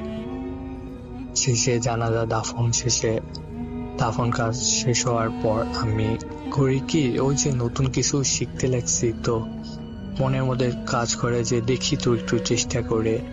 তো আমি ভাবি যে ব্যক্তিগত ভালো লোক ছিল, কিছু তার লাশটা যাতে কোনো ক্ষতি না হয়, এই জন্য আমি কিছু মাটি নিয়ে দোয়া পড়ে খবরের উপর ছিটাই দিই, যাতে কোনো শিয়াল কুকুর কোনো হিংস্র পশু তার লাশ কোনো ক্ষতি না করতে পারে।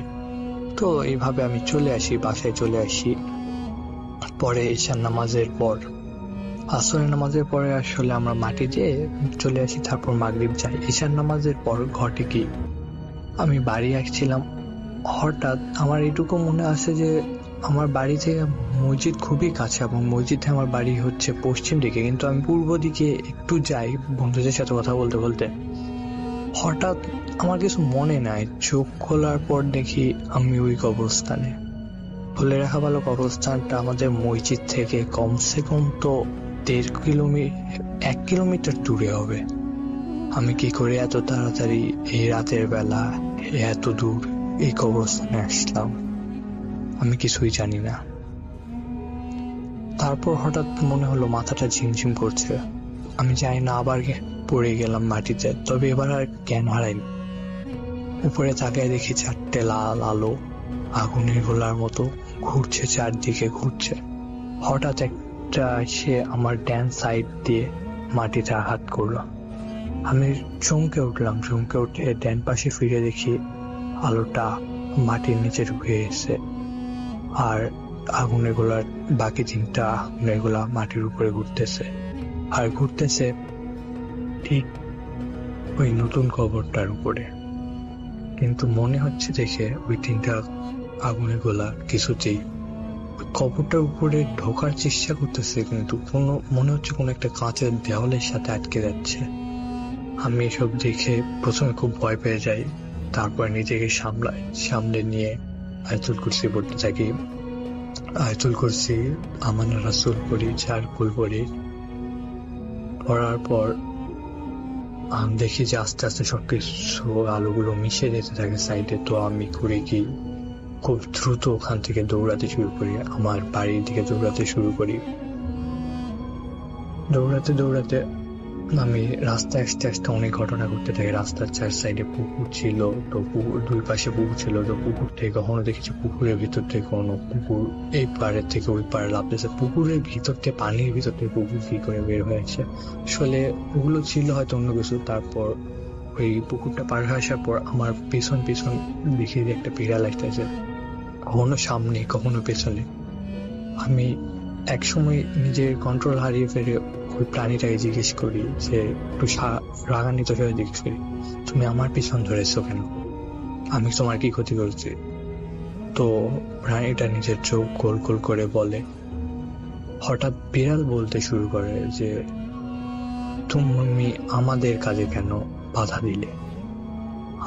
আমি যখন দেখছি যে একটা প্রাণী, বিড়ালের মতো একটা প্রাণী কথা বলছে, তখন আমি আর নিজেকে ধরে রাখতে পারিনি। আমি খুব জোরে ঊর্ধ্বশ্বাসে দৌড়াতে শুরু করি, আর দৌড়াতে দৌড়াতে চেহারা পড়তে থাকি। তো আমার সামনে একটা পুকুর আসে, ওটা পার হয়ে আমাদের যেতে হয়। তখন দেখি যে আমার 4 সাইড থেকে 4টা কুকুর আসতেছে। সামনে থেকে একটা, ডানে বাঁয়ে আর পেছন থেকে 4টা কুকুর দৌড়ে আসতেছে আমার দিকে। আমি আল্লাহর কাছে প্রার্থনা করতে থাকি যে আল্লাহ আমাকে বাঁচাও, আমাকে এই জায়গা থেকে বের করো। তো হঠাৎ আমি চোখ বন্ধ, কিছু একটা অনুভব করি, কিছু একটা আমাকে পিছন থেকে ধরলো, ধরে উপরে তুলে একবারে ঘুরে এই পার ফেললো।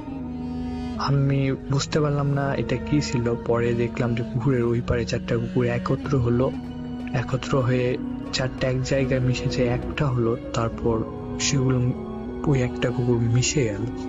আর তখন আমার কানের পাশে কেউ একজন বলল, নানার কাছে যাও। আমি জানি না কে বলছে, কি বলছে, আর আমার সাথে কি ঘটতেছে। আমি মনে হচ্ছে এটা স্বপ্ন না তন্দ্রা। তবে আমি এতটুকু শোনার পর বুঝছি সত্যি আমার কাছে সাথে কিছু খারাপ চলছিল, আর কেউ হয়তো আমাকে বাঁচিয়ে দিল। এরপর আমি আর দেরি করিনি, তাড়াতাড়ি বাড়িতে চলে আসি। বাড়িতে চলে আসার পর আর আমি বাড়িতে কাউকে কিছু না বলে সোজা বাইকটা বের করি আর আমার নানা বাড়ির উদ্দেশ্যে রওনা হই। আমার নানা বাড়ি খুব একটা দূরে ছিল না, ঘুরপথে গেলে মেন রাস্তা থেকে 8 কিলোমিটার, আর ধানের জমির মধ্যে দিয়ে গেলে 5 কিলোমিটারের মতো হয়। তো যেহেতু আমাকে বলছিল যে তাড়াতাড়ি নানা বাড়ি চলে যাও, কি বলছিল কে বলছিলাম জানি না, তবু কেউ আমি এই শব্দটা শুনতে পাইছিল। তো আমি ভাবি যে ভিতর দিয়ে গেলে হয়তো তাড়াতাড়ি হবে। তো আমি ধানের জমির ভিতরে রাস্তা দিয়ে মোটরসাইকেল চালাতে থাকি। তো বাইকটা চালাতে চালাতে 3 মাথায় একটা মোড় আসে, ওই মোড়ে দেখি গাছের উপর আবার সেই 3-4টা আলো, 4টা আগুনে গোলা। উল্কাপিণ্ড যেরকম বর্ষণ হয় রাসেল ভাই, সেভাবেই এক একটা আমার কান মাথা ঘেঁষে যেতে থাকে। আমি শুধু চোখ বন্ধ করি আর আবার চেহেল কাফ পড়তে থাকি। আমি জানি যে চেহেল কাফ যদি কেউ পড়তে পারে, আসল চেহেল কাফটা, তবে কোনো ধরনের কোনো শয়তানি শক্তি তার কোনো ক্ষতি করতে পারবে না। কিন্তু আসলে অতটা ভয়ের ফলে আমি সম্পূর্ণটা পড়তে পারতেছিলাম না, ভুলভাল পড়তেছিলাম, ওই জন্য কাজেও দিচ্ছিল না। অনেক কষ্টে আমি শেষ পর্যন্ত আমার নানা বাড়িতে পৌঁছাই এবং দৌড়ে ঘরে ঢুকে যাই। তখন রাত 12টা পার হয়ে গিয়েছে।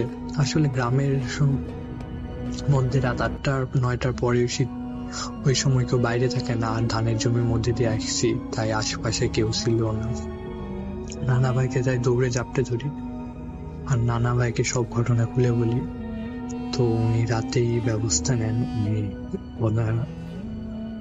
উনি যেহেতু বড় আলেম ছিলেন আর এসব ব্যাপারে অনেক সিদ্ধহস্ত ছিলেন, তো উনি ওই 4টে জিনকে হাজির করে এবং তাদেরকে জিজ্ঞেস করে যে তুমি আমার নাতির সাথে কেন লেগেছো তোমরা?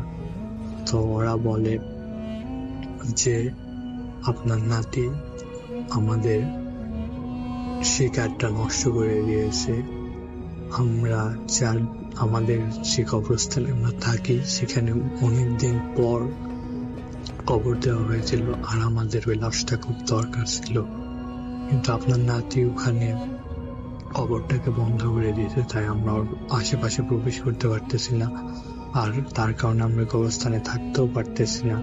আমাদের খুব সমস্যা হচ্ছে, এই জন্য আমরা ছাড়বো না। তো নানাও বলে যে, আমাকে জিজ্ঞেস করে যে তুই কেন করছিস, আমি বলি যে নানা ভাই আমি তো বুঝতে পারিনি, আমি শুধুমাত্র চাইছিলাম যে কোনো শিয়াল কুকুর যেন ক্ষতি করতে না পারে, তাই তো আমি কবরটাকে বন্ধ করছিলাম, কিন্তু আমি তো জানতাম না। তো নানা ভাই আমাকে খুব বকা দেয় আর বলে যে যে জিনিস জানিস না সেই জিনিস কেন আমল করতে যাস। ওটা ছিল আসলে যে দোয়াটা পরে আমি কবরটা বন্ধ করেছিলাম শিয়াল কুকুর রাখানোর জন্য, আসলে ওটার কারণে ওরা ওই কবরস্থানেই থাকতে পারতেছে না, তাই ওরা আমার উপর খেপে যাইতে বলল। অনেকক্ষণ ওই যুক্তি তর্কের পর ওরা নানা ভাইকে বলে ঠিক আছে আমরা ওকে ছেড়ে দেবো, ওর কোনো ক্ষতি করব না, তবে ওকে নিষেধ করে দেন যে ও যেন আর এরকম কখনো না করে। তো আমিও বলে দেন না, সত্যি আমি যতদিন না সঠিকভাবে বুঝতে পারতেছি ততদিন এসব কাজে আর হাত দেব না।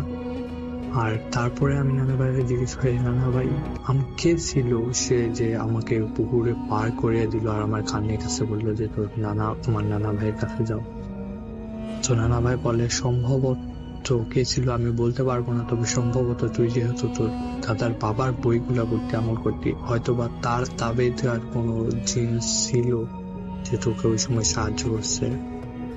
তো রাসেল ভাই ছিল আমার কাহিনী, যদি ভালো লাগে পড়ে শোনাবেন, অডিও ক্লিপটি সবার সাথে শেয়ার করবেন, আর লিসেনারদের বলবো অল্প বিদ্যা ভয়ঙ্করী, যদি সত্যি সম্পূর্ণ না জানেন তবে কখনোই প্যারানরমাল বিষয়ে হাত দিবেন না।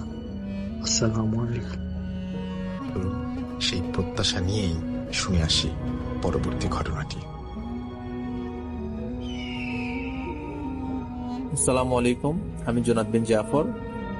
আমি বাংলাদেশের চট্টগ্রাম জেলার অন্তর্গত সাতকানিয়া থানার গরিবারঝিল গ্রাম থেকে বলছি।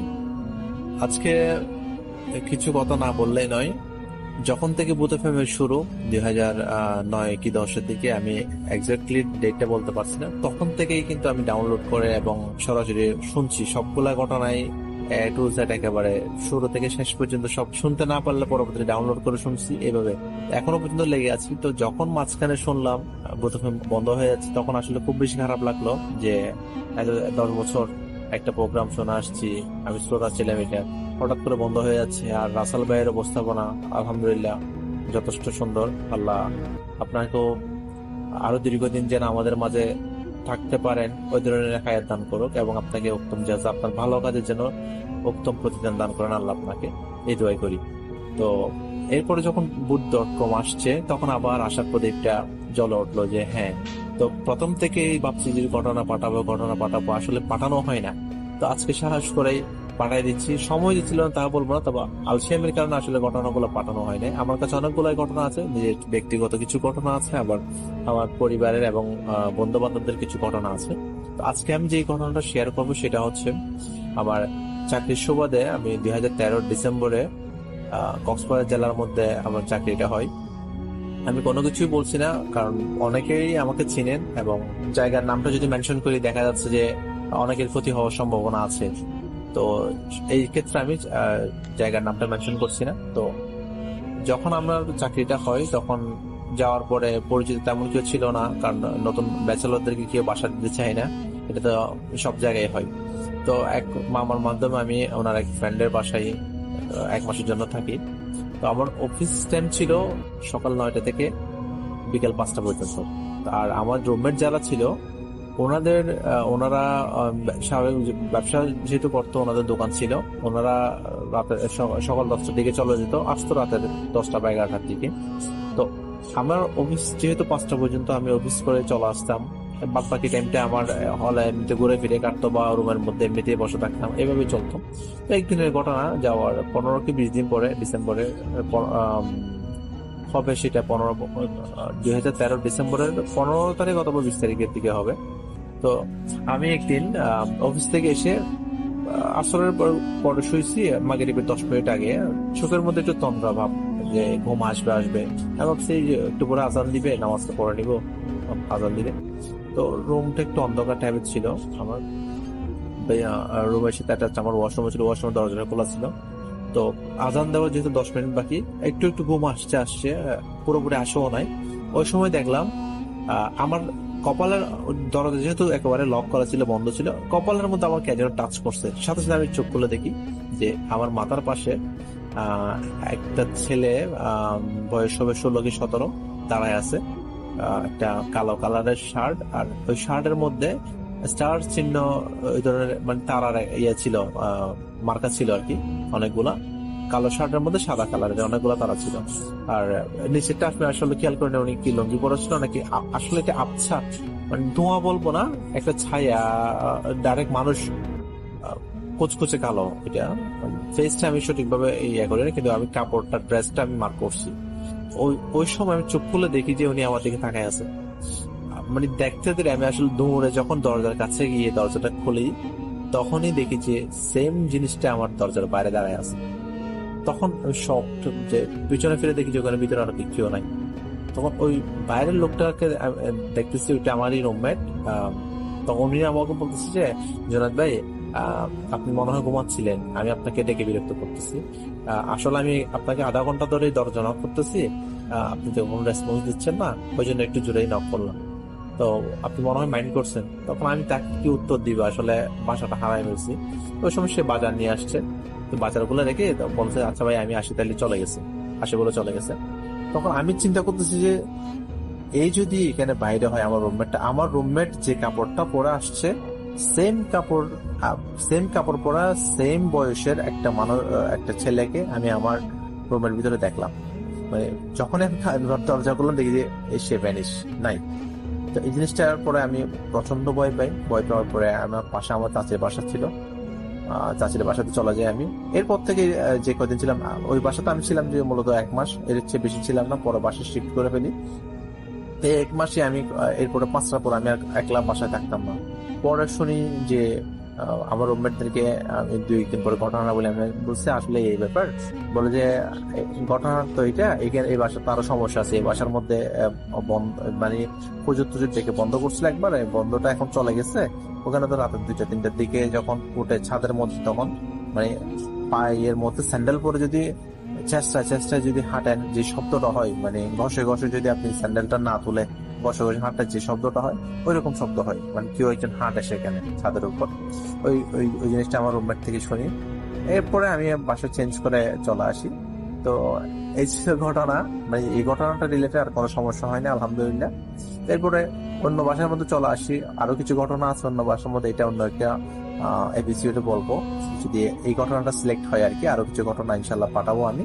তো সে পর্যন্ত সবাই ভালো থাকবেন আর আমার জন্য দোয়া করবেন। আসসালামু আলাইকুম। আমরা যেটা করবো সেটা হচ্ছে এখন সরাসরি একটা অডিও ক্লিপে চলে যাবো। সেই অডিও ক্লিপটা শেষ করে আবারও ফিরে আসবো সেই নতুন নিয়ে। সেই পর্যন্ত আমাদের সঙ্গেই থাকুন। স্টে টিউনড, রেডিও ফুর্তি এফএম এন্ড ফুর্তি। আসসালামু আলাইকুম রাসেল ভাই, আমি জানি আপনি সবসময় ভালো থাকেন এবং ভালো তো, তাই জিজ্ঞেস করলাম না কেমন আছেন। আমি আজকে আপনাদের সাথে একটি ঘটনা শেয়ার করব, যে ঘটনাটি আমার ফ্রেন্ড জনির সাথে ঘটা। জনি এখানেই থাকে, সে একজন পর্তুগিজ। সো কথা না বাড়িয়ে আমি সরাসরি ঘটনায় চলে যাই। ঘটনাটি ঘটে আজ থেকে প্রায় 18 থেকে 19 বছর আগে। জনি তখন নতুন স্কুলে ভর্তি হয়। যে কথা আগে থেকেই বলে রাখা ভালো, পর্তুগালে কিছু স্পেসিফিক নিয়ম আছে। যেমন নতুন কোনো বাচ্চা স্কুলে ভর্তি হলে তার মা প্রথম 2 বছর বা 1 বছর তাকে দিয়ে আসতে হয় স্কুলে এবং নিয়ে আসতে হয় স্কুল থেকে। সো জনি আমাকে যেভাবে ঘটনাটি বলছে, আমি ঠিক তার মতো করে ঘটনাটি আপনাদের সাথে শেয়ার করছি। সেদিন ছিল স্কুলের প্রথম দিন। আমি খুব বেশি উৎসাহী ছিলাম আমার স্কুল নিয়ে। আমার মা আমাকে স্কুলে দিয়ে আসে এবং বাকি সব বাচ্চার মতো আমি স্কুলে যাই, ক্লাস করি, সবার সাথে পরিচিত হই। তো যখন স্কুল ক্লাস প্রায় শেষ, ঠিক তখনই আমি লক্ষ্য করি আমাদের ঠিক শেষ বেঞ্চে একটি বাচ্চা বসে আছে। সো বাচ্চাটি একদমই অদ্ভুত ছিল। অদ্ভুত এই কারণে যে সে জাস্ট লাস্ট বেঞ্চে বসতো, কারোর সাথে কোনো কথা বলতো না, নিচের দিকে তাকিয়ে কিছু একটা করতো অথবা লিখতো। প্রথম দিন ব্যাপারটা একদমই সিম্পল লাগে, কিন্তু যখন কন্টিনিউয়াসলি ব্যাপারগুলি ঘটতে থাকে, যে সে প্রতিদিনই আসছে ক্লাসে, সে একদম লাস্টের বেঞ্চে বসছে, কারোর সাথে কথা বলছে না, কারোর দিকে তাকাচ্ছেও না, নিজের মতো করে নিচের দিকে তাকাচ্ছে আর কিছু একটা লিখতেছে অথবা করতেছে। ক্লাসের প্রথম সপ্তাহ আমাদের শেষ হয়ে যায় এবং সপ্তাহের শেষে একটি ক্লাস টেস্ট হয়। তো ক্লাস টেস্টের রেজাল্ট দেওয়ার পর আমার না খুব বেশি ইচ্ছা হচ্ছিল যে ছেলেটার সাথে আমি একটু কথা বলবো। তো আমি ক্লাস টেস্টের রেজাল্ট জানার জন্য তার কাছে যাই, তাকে জিজ্ঞেস করি যে তোমার নাম কি। সে জাস্ট আমার দিকে তখনই তাকায়, তাকানোর পর কিছু না বলে আবার নিচের দিকে তাকায় এবং কিছু একটা করে। অনেক বেশি ইচ্ছা থেকে আমি একটু জাস্ট মাথা উঁচু করে দেখতে যাই যে সে কি করছে। এট দ্যাট টাইম আমি দেখি যে সে একটি স্কেচ করছে, যে স্কেচটি 4 থেকে 5 বছরের একটা বাচ্চার করা ইম্পসিবল। স্কেচটি এত বেশি সুন্দর ছিল যে 4 থেকে 5 বছরের একটা বাচ্চা এত সুন্দর করে স্কেচ করতেছে, জাস্ট এটা ভাবাই যায় না। সো ঠিক তখনই আমি ওকে জিজ্ঞেস করি যে তুমি কি আঁকতেছো। সে খুব গম্ভীর স্বরে আমাকে একটা কথা বলে, তোমার কিছু লাগবে। আমি জাস্ট ভরকে আছি, আর কোনো কথা তার সাথে না বলে আমি আমার সিটে চলে আসি। আমার টেবিলে বসে আমি আমার কাজ করতে থাকি। এরপর নেক্সট উইক আর আমাদের কোনো এক্সাম ছিল না, ঠিক এর পরের উইকে আবার এক্সাম ছিল। তো হঠাৎ করে আমার টেবিলের সামনে ওই ছেলেটি এসে আমাকে বলতেছে যে তোমার কাছে কি এক্সামের শিডিউল আছে। আমি ব্যাপারটা খুব বেশি শক হয়ে যায়, কারণ হচ্ছে যে ছেলেটি নিজ থেকে এসে আমার সাথে কথা বলছে। সো আমি ওকে বলি যে হ্যাঁ আছে। সো তখন আমি ছেলেটিকে আমার যে এক্সামের শিডিউলটা দেই এবং তাকে তার নাম জিজ্ঞেস করি। তখন সে আমাকে তার নাম বলে, ছিল অ্যালেক্স। তো সে এইভাবে আমাকে তার অনেক ব্যাপার শেয়ার করে এবং আমিও তার সাথে অনেক কথা বলি। সো এরপরে আমাদের এক্সাম হয়। এক্সামের পর আমরা আবার একসাথে ক্লাস করি। ক্লাস করার পর আমাদের খুব ভালো ফ্রেন্ডশিপ হয়ে যায়। কিন্তু একটা ব্যাপার আমি লক্ষ্য করি যে অ্যালেক্স তার পার্সোনাল লাইফ সম্পর্কে কোনো কিছুই আমার সাথে শেয়ার করতে চাচ্ছে না। ব্যাপারটা খুবই অদ্ভুত হলো, ব্যাপারটা মাথায় না নিয়ে আমাদের ফ্রেন্ডশিপ কন্টিনিউয়াসলি চলতে থাকে। এর ভিতরে রাসেল ভাই একটা কথা আমি বলতে ভুলে গেছি। ব্যাপারটা হচ্ছে যে ওর মাও কিন্তু ওকে নিতে আসতো, কিন্তু ওর মাও ঠিক সেম ওর মতো ছিল, কারোর সাথে কোনো কথা বলতো না। উনি আসতো, এসে অ্যালেক্সকে নিয়ে জাস্ট চলে যেত। প্যারেন্টসরা তো নিজেরা মাঝে মাঝে গসিপ করে, কথা বলে, বিভিন্ন জিনিস শেয়ার করে, বাট উনি একদমই অন্যরকম ছিল। উনি জাস্ট লাস্ট টাইমে উনি আসতো, অ্যালেক্স বের হতো, অ্যালেক্সকে নিয়ে চলে যেত। এইভাবে আমাদের প্রথম বছর শেষ হয়। তো প্রথম বছরের শেষে আমাদের স্কুলে একটা পার্টি হয়, ছোট পার্টির আয়োজন করা হয়। সো আমাদের ওই দিন পার্টি ছিল। পার্টির পর আমি অ্যালেক্সকে বলি আমার সাথে আমার বাসায় চলো, আমরা একসাথে আজকে খাওয়া দাওয়া করবো, তুমি চাইলে তোমার মাকেও নিয়ে আসতে পারো। ঠিক তখনই অ্যালেক্সের মুখটা একটু গম্ভীর হয়ে গেল এবং অ্যালেক্স আমাকে বলল যে আমি আসবো কিন্তু আমার মা আসবে না। তো আমি আর এত কিছু না ভেবে ওকে বললাম ঠিক আছে তুমি চলে আসো। সো ও এর পরের দিন সকালে আমাদের বাসায় আসলো। আসার পর আমরা একসাথে টাইম পাস করলাম। আরেকটা কথা ভুলে গেছি যে ও তো ভালো স্কেচ আঁকতো, এটা তো আমি বলছি। তো ও এত সুন্দর করে স্কেচ আঁকতো, তো আমি মাঝে মাঝে ওকে বলতাম আমার কয়েকটি স্কেচ আঁকো। ও আমার খুব সুন্দর সুন্দর কিছু ছবি স্কেচ করে দিত, যেগুলি দেখে মনে হতো যেগুলি বাস্তবরূপী। সো এই ট্যালেন্টটা আমি আমার মায়ের সাথে শেয়ার করি। তো মা বলে যে গড গিফটেড, হয়তো বাচ্চা ছোটবেলা থেকে হচ্ছে স্কেচ করে, এই জন্য ও অনেক ভালো স্কেচ করতে পারে। আমার মাও ব্যাপারগুলি তো এরকম ভাবে মাথা ঘামাতো না। তো দিন শেষে বিকেলবেলা আমার মা অ্যালেক্সকে বলে যে আমি তোমাকে পিক করে দিয়ে আসি। তো অ্যালেক্স তখন বলে যে না আন্টি আমার লাগবে না, আমি নিজে যেতে পারবো। তো অ্যালেক্স এরপর নিজেই চলে যায়। আমার মা ব্যাপারটাতে একটু ইতস্ত হলেও বাট সে যেহেতু চাচ্ছিল না, সে আমার মা আর ব্যাপারটাতে জোর জবরদস্তি করে নেয়। এরপর দিন আমরা আবার ক্লাসে যাই। ক্লাসে গিয়ে আমি অ্যালেক্সকে বলি যে অ্যালেক্স আমি তোমার বাসায় যাব। অ্যালেক্স কথাটা শুনে মনে হয় যে আটকায় ওঠে। তো আমি অ্যালেক্সকে জিজ্ঞেস করলাম যে ইজ এনিথিং রং, কোনো সমস্যা, আমি কি তোমার বাসায় গেলে তোমার মা রাগ করবে বা কিছু। ও প্রায় 5-6 সেকেন্ডের মতো চুপ করেছিল। এরপর বলতেছে যে না কোনো সমস্যা নেই, তুমি আমার বাসায় যেতে পারো। কিন্তু ও বলতেছিল যে এখন না, আমি তোমাকে বলবো ঠিক তখন। তো এর প্রায় 3 থেকে 4 উইক পর অ্যালেক্স একদিন আমাকে বলে যে কালকে তুমি আমার বাসায় আসবা, আমরা একসাথে লাঞ্চ করবো। পরদিন আবার সানডে ছিল। সো আমি যেতে রাজি হলাম। ইভেন আমার মায়ের সাথে কথা বলে আমি আমার মাকে বলে সকালে আমার মা আমাকে স্কুলের সামনে পিক করে দিয়ে যায়। আমি স্কুলের সামনে এসে দেখি অ্যালেক্স দাঁড়িয়ে আছে। সো আমার মা বলে যে আমি তোমাদের বাসা পর্যন্ত পৌঁছে দিই। অ্যালেক্স বলে যে না সমস্যা নেই, আমরা যেতে পারবো। সো আমার মা ব্যাপারটাতে একটু বেশি মানে চিন্তায় পড়ে যায় যে 2টা বাচ্চা ওরা কি যেতে পারবে কিনা। তখন অ্যালেক্স বলে যে সমস্যা নাই, ওই যে সামনে আমার গাড়ি দাঁড়া করা আছে, আমার মা আসছে, আমার মা আমাদেরকে নিয়ে যাবে। So, আমার মা ব্যাপারটাতে একটু স্বস্তি বোধ করে এবং সে চলে যায়। তো আমি অ্যালেক্সের সাথে গিয়ে ওদের গাড়িতে বসি। বসার পর অ্যালেক্স আর তার মা কি জানি বলতেছিল ফিসফিস করে। তা আমি পিছনের সিটে বসছি, তো তাই ব্যাপারগুলি আমি ভালোভাবে খেয়াল করতে পারিনি। তো অ্যালেক্সের আম্মু আমাদেরকে একটা জায়গায় নামিয়ে দেয় এবং বলে যে সে কিছু শপিং করবে, আর আমাদেরকে একটু ওয়েট করতে কিছুক্ষণ। তো দাঁড়ানো অবস্থায় অ্যালেক্স আমাকে কিছু কথা বলে এবং কথা বলার আগেই একটা কথা বলে নেয় যে আমি যাতে তাকে কোনো কোশ্চেন না করি। কথাগুলি ছিল এরকম যে তুমি আজকে আমার সাথে আসছো, এই কথাটা তুমি কাউকে বলবা না, তুমি তোমার মাকে জানাইছো, ফাইন, এরপর স্কুলে কাউকে জানাবা না। আর দ্বিতীয় হচ্ছে যে তুমি আমার সাথে যাওয়ার পর যা যা দেখবা তাতে একদমই ভয় পাবা না বা একদমই সংকোচ বোধ করবা না। আমি তোমার পাশে থাকবো, তোমার যদি কিছু জানতে হয়, কিছু জিজ্ঞেস করতে হয়, আমার কাছে জিজ্ঞেস করবা, আমি ছাড়া কারোর কাছে কোনো কিছু জিজ্ঞেস করবা না। কথাটা শোনার পর একটু বেশি অবাক হয়ে আমি ওকে জিজ্ঞেস করি যে কেন, কি হয়েছে, আর তোমার বাসায় এমন কি আছে যে কাউকে কিছু বলা যাবে না? সে তখন আমাকে বলে যে তোমাকে আমি বলছি কোনো কোশ্চেন না করতে। একটা বাচ্চা ছেলে এত সুন্দর করে এত ভালোভাবে কথা বলতে পারে এটা ওই বয়সে আমার জানা ছিল না, যার কারণে আমি কোনো প্রশ্ন না করে জাস্ট ওর সাথে দাঁড়িয়েছিলাম। প্রায় 5 থেকে 10 মিনিট পর ওর মা এসে আমরা গাড়িতে করে একটা জায়গায় গিয়ে গাড়িটা পার্ক করি। আর আরেকটা কথা বলে রাখি, পর্তুগালে গাড়ি পার্ক করে মানুষ রাস্তাতে পার্কিং স্লট থাকে, ওইখানে মানুষ গাড়ি পার্ক করে, বাসার নিচে কোনো গ্যারেজ থাকে না। তো গাড়ি পার্ক করে আমি, অ্যালেক্স আর ওর মা একসাথে হাঁটছিলাম। ওর মা সামনে ছিল, আমি আর অ্যালেক্স একসাথে ছিলাম, কিন্তু আমরা কেউ কারোর সাথে কোনো কথা বলছিলাম না। অ্যালেক্সের মা হাঁটতে হাঁটতে একটি জায়গায় গিয়ে থামার পর আমি ওই জায়গার আশেপাশে তাকিয়ে কোনো বাড়িঘর দেখতে পাই না। জায়গাটা ছিল একটি বিশাল এবং প্রায় 80 থেকে 90 বছর বয়সী জৈতুন গাছের নিচে।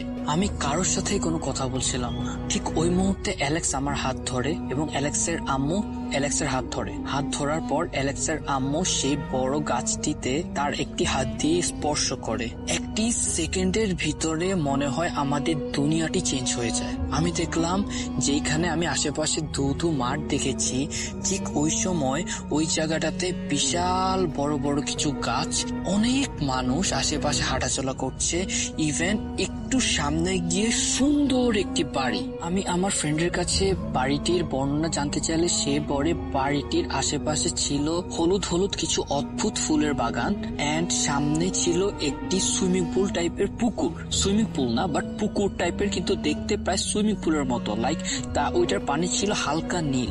আমরা হাঁটতে হাঁটতে বাড়িটির সামনে যাই। বাড়ির সামনে গিয়ে দেখে বাড়ির দরজা খোলা। আমরা তিনজন একসাথে ঘরের ভিতর প্রবেশ করি। ঠিক তখন দেখি যে ঘরের ভিতরে একটি লোক। আমার বুঝতে বাকি রইল না এটা হচ্ছে অ্যালেক্সের বাবা। তো অ্যালেক্সের বাবা আমার সাথে কথা বললো খুব সুন্দর করে।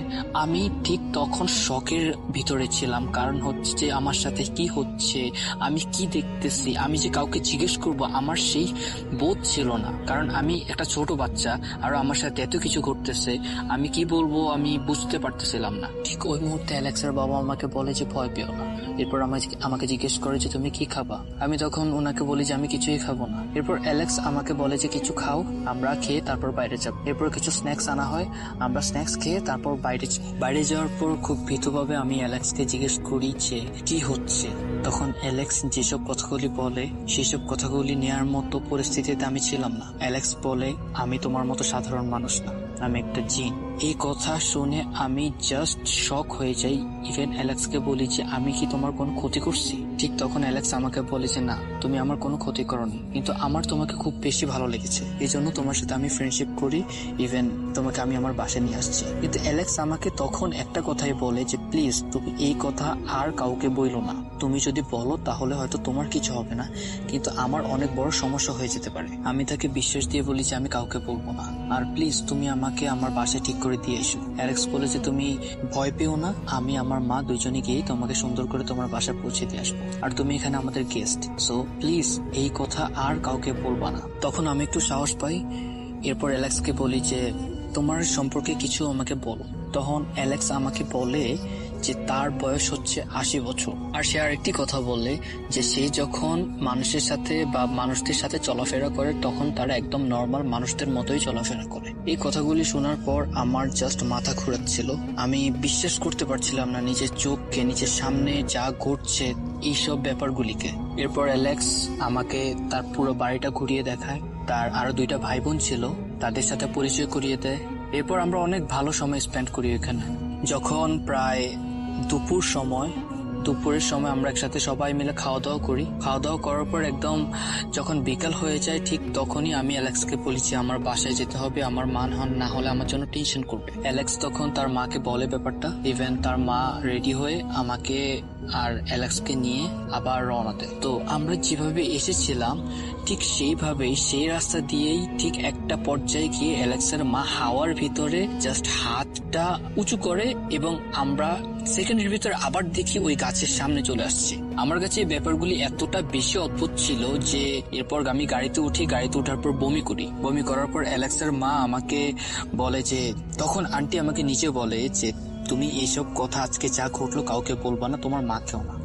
আমি আন্টিকে বলি যে আমি কাউকে বলবো না, আর আমি তাদেরকে বলি যে আমার যদি কোনো ভুল হয় তাহলে আমাকে ক্ষমা করে দিতে। এরপর অ্যালেক্সের সাথে আমার সম্পর্ক ভালোই ছিল। এর প্রায় 3 থেকে 4 মাস পর আমি এই ব্যাপারটা আমার একটা কাজিনের সাথে শেয়ার করার পর অ্যালেক্স জানতো না আমি যে আমার কাজিনের সাথে শেয়ার করছি। অ্যালেক্স ব্যাপারটা জানতো না। এর ঠিক পরের দিন স্কুলে এসে অ্যালেক্স আমাকে বলে তুমি কাজটা ঠিক করো নাই। আমি তখন অ্যালেক্সের কাছে জানতে চাই যে কোন কাজটা। অ্যালেক্স বললো যে তোমাকে বলেছিলাম যে আমার এই ব্যাপারটা কাউকে না জানাতে, কিন্তু তুমি তোমার কাজিনকে জানিয়েছো। এটাতে আমার অনেক বড় সমস্যা হয়েছে। কি সমস্যা হয়েছে এটি আমি জানতে চাওয়ার পরও অ্যালেক্স আমাকে বলেনি। কিন্তু এরপর দিন থেকে আমি আমার হোল লাইফে আর অ্যালেক্সকে দেখি নাই। ঘটনাটি আমার ফ্রেন্ড আমার সাথে শেয়ার করে কেটে দেয়। এরপর এই ঘটনাটির সত্যতা আমি তার কাছে জিজ্ঞেস করবো, সেই পরিস্থিতি আর ছিল না। ঘটনার শেষে জনি লাস্ট আমাকে একটা কথা বলে, সে এখনো ফিল করে অ্যালেক্স তার সাথে আছে, তার আশেপাশেই আছে, কিন্তু সে কখনোই তাকে দেখতে পায় না। কিন্তু সে এটা বিশ্বাস করে এবং ফিল করে যে এখনো অ্যালেক্স তার আশেপাশে মাঝে মাঝে আসে। তো রাসেল ভাই, এই ছিল আমার ঘটনা। ভালো লাগলে সবার সাথে শেয়ার করুন। আসসালামু আলাইকুম। দর্শক শ্রোতা, আশা করি ঘটনাগুলো আপনাদের কাছে অনেক ভালো লেগেছে। আপনারা যারা এই ধরনের ভয়ঙ্কর ঘটনা শুনতে চান তারা অবশ্যই চ্যানেলটিতে সাবস্ক্রাইব করে নিন, কেননা হাজারো ঘটনা থেকে শুধুমাত্র ভয়ানক ঘটনাগুলোই আমরা প্রতিদিন রাত 10টা বাজে পাবলিশ করে থাকি। এবং আপনারা কি ধরনের ঘটনা শুনতে চান তা আমাদের কমেন্ট করে জানাবেন।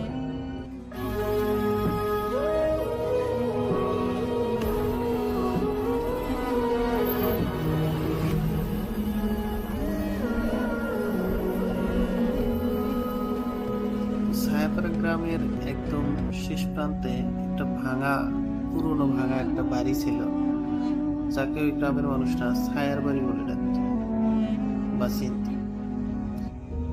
গ্রামের মানুষ বলতো রাতের বেলায় যদি ওই বাড়ির কাছে গিয়ে কেউ ওই বাড়ির দিকে তাকিয়ে থাকে সে নাকি কিছুদিনের ভিতরেই নিখোঁজ হয়ে যায়। দিনে ওই বাড়িটি একদম ভাঙাচোরা, এলোমেলো এবং মাকড়সার জালে অন্যরকম লাগে, কিন্তু রাত হলেই দরজা জানলা থেকে নাকি ফিসফিস সব আওয়াজ শোনা যায়। তো ওই গ্রামের এক ছেলে ছিল, তার নাম ছিল মিরাজ। সে খুব সাহসী ছিল, সে এসব ভূত টুত বিশ্বাস করত না। সে বলতো ভূত বলতে কিছু নেই, আমি একবার হলেও দেখবো ওই বাড়ির ভিতরে কি আছে। তো একদিন রাতে সে টর্চ হাতে নিয়ে বাড়ির উদ্দেশ্যে বের হয়। হঠাৎ সে টর্চের আলোতে দেখে বাড়ির জানলা থেকে ছায়া চলে যাচ্ছে। সে কাছাকাছি গিয়ে বলে, কে আছো? কিন্তু কোনো উত্তর পায় না, শুধু হাওয়ার সাথে ফিসফিস কিছু আওয়াজ। সে ফিসফিসানিতে শুনতে পেল, আমাকে চেয়ে দেখো। সে এই আওয়াজ শোনার পরে আর একটু কৌতূহলী হয়ে দরজার কাছে গিয়ে দরজা ধাক্কে খোলার চেষ্টা করে। দরজা খোলার সময় হঠাৎ সে দেখতে পায় যে দরজাটা নিজে নিজে খুলে যাচ্ছে। সামনে দেখতে পায় একটু বড় একটি রুম। সে ভিতরে ঢুকে যায় আর সেখানে দেখতে পায় দেয়ালের চারপাশে অনেক অনেক ছবি। সব ছবি মানুষের, কিন্তু চোখের স্থানে কেবল কালো একটা ছায়া, চোখগুলো একদম দেখা যাচ্ছে না। মিরাজ এসব দেখে একটু ঘাবড়ে যায়। হঠাৎ ওই রুমের এক কোণে থেকে একটি ছায়ার মতো সত্তা, একটা আবছা ছায়া তার দিকে ঘুরে দাঁড়ায়, বলে তুমি এখানে কেন? কিন্তু অনেক ভয়ঙ্কর একটা কণ্ঠে সে কথা বলছে। তো মিরাজ চিৎকার করে পিছন দিকে ছুটে পালানোর চেষ্টা করে এবং ছায়া ধীরে ধীরে তার দিকে এগিয়ে যায়। আর মিরাজ এক পর্যায়ে বুঝতে পারে যে মাটির নিচ থেকে কেউ তাকে টেনে ধরেছে এবং নিচের দিকে টেনে নিয়ে যাচ্ছে। তো পরের দিন যখন তার আর কোনো খোঁজ পাওয়া যায় না, তো এই ছায়ার বাড়ি গিয়ে তার খোঁজ করা হয়। তো সেখানে গিয়ে দেখা যায় দরজা খোলা, কিন্তু ভিতরে কেউ নাই, শুধু মিরাজের লাঠি এবং ছেঁড়া একটা জ্যাকেট। তারপর থেকে গ্রামে কেউ রাতের অন্ধকারে ছায়ার বাড়ির দিকে ফিরেও তাকায়। কেউ বলে রাতে যদি গিয়ে ফিস ফিস শব্দ শোনা যায় তাহলে বুঝবে মিরাজ এখনো সেই বাড়ির ভেতরে ছায়ার সঙ্গে হয়ে আটকে আছে। আজকের মতো গল্প এ পর্যন্তই। ছোট্ট একটি গ্রাম, নাম মুক্তিনগর। গ্রামের প্রাচীন কবরস্থান গ্রাম থেকে কিছুটা দূরে। ঘন বন আর পাথুরের রাস্তা দিয়ে দিনের বেলা তো কবরের উপর মেঘলা ছায়া, অদ্ভুত হাওয়া। রাত হলেই কবরস্থানকে ঢেকে দেয় গভীর অন্ধকার। গ্রামের মানুষ বলে রাতের বেলা কবরস্থানে এলে কেউ আর ফিরে আসে না, মৃত আত্মা এখনো ওখানে ঘুরে বেড়ায়। গ্রামের এক কিশোর, যার নাম ছিল সাবিন, সাহসী কিন্তু দুষ্ট স্বভাবের। তার বন্ধুরা বারবার সতর্ক করা সত্ত্বেও সাবিন বলে সবই ভয়ঙ্কর গল্প, আমি একবার কবরস্থান দেখব, রাতের বেলায় গিয়েই দেখব। সন্ধ্যার পরে সে একটা টর্চ হাতে নিয়ে কবরস্থানের দিকে রওনা দেয়। তো সে যখন কবরস্থানের প্রবেশের পথের ধারে আসে, সেখানে দেখতে পায় পুরনো কবর। কবরের চিহ্ন অক্ষরগুলো একদম মলিন, কিন্তু যখন সে তার টর্চ অন করে তো টর্চের আলোতে দেখতে পায় অদ্ভুত লাল চিহ্ন। সাবিন দৌড়াতে শুরু করে। হঠাৎ সে শুনতে পায় হাওয়ার মধ্যে ফিস ফিস একটা আওয়াজ, যে সাবিন সাবিন করে ডাকছে। সে ঘুরে তাকায়, কিন্তু কাউকে দেখতে পায় না। তবে কবরের মধ্যে থেকে এক ভয়ঙ্কর কান্নার শব্দ শুনতে পায়। কেউ একজন যেন কবরের ভিতরে খুব আর্তনাদ করে কান্না করছে। সাবিন কবরের দিকে একটু এগিয়ে যায়। সে হঠাৎ দেখতে পায় একটা ধূসর ছায়া, মানুষের মতো আকৃতি, কিন্তু চোখ ফাঁকা, মুখ অচেনা। তো সে ছায়ার মধ্যে আবার ফিসফিস করে বলে, তুমি আমার কবর অতিক্রম করেছো, মানে এখন তুমি আমার। সাবিন চিৎকার করে দৌড়াতে শুরু করে, কিন্তু সে দেখতে পায় সে দৌড়াতে পারছে না। মাটির নিচ থেকে কেউ একজন তার পা ধরে আছে। তো সকালে যখন গ্রামের মানুষ কবরস্থানে যায়, সে দেখতে পায় যে সাবিনের শুধু টর্চ এবং ছেঁড়া জ্যাকেটটাই সেখানে পড়েছিল। সাবিনকে আর কেউ কখনো দেখেনি। তারপর থেকে গ্রামের লোকেরা রাতের বেলা কবরস্থানে যায় না। কেউ বলে রাতে কবরের মধ্যে থেকে ফিস ফিস আওয়াজ আসে। আমার সঙ্গে চলো। আজকের গল্পটা এই পর্যন্তই।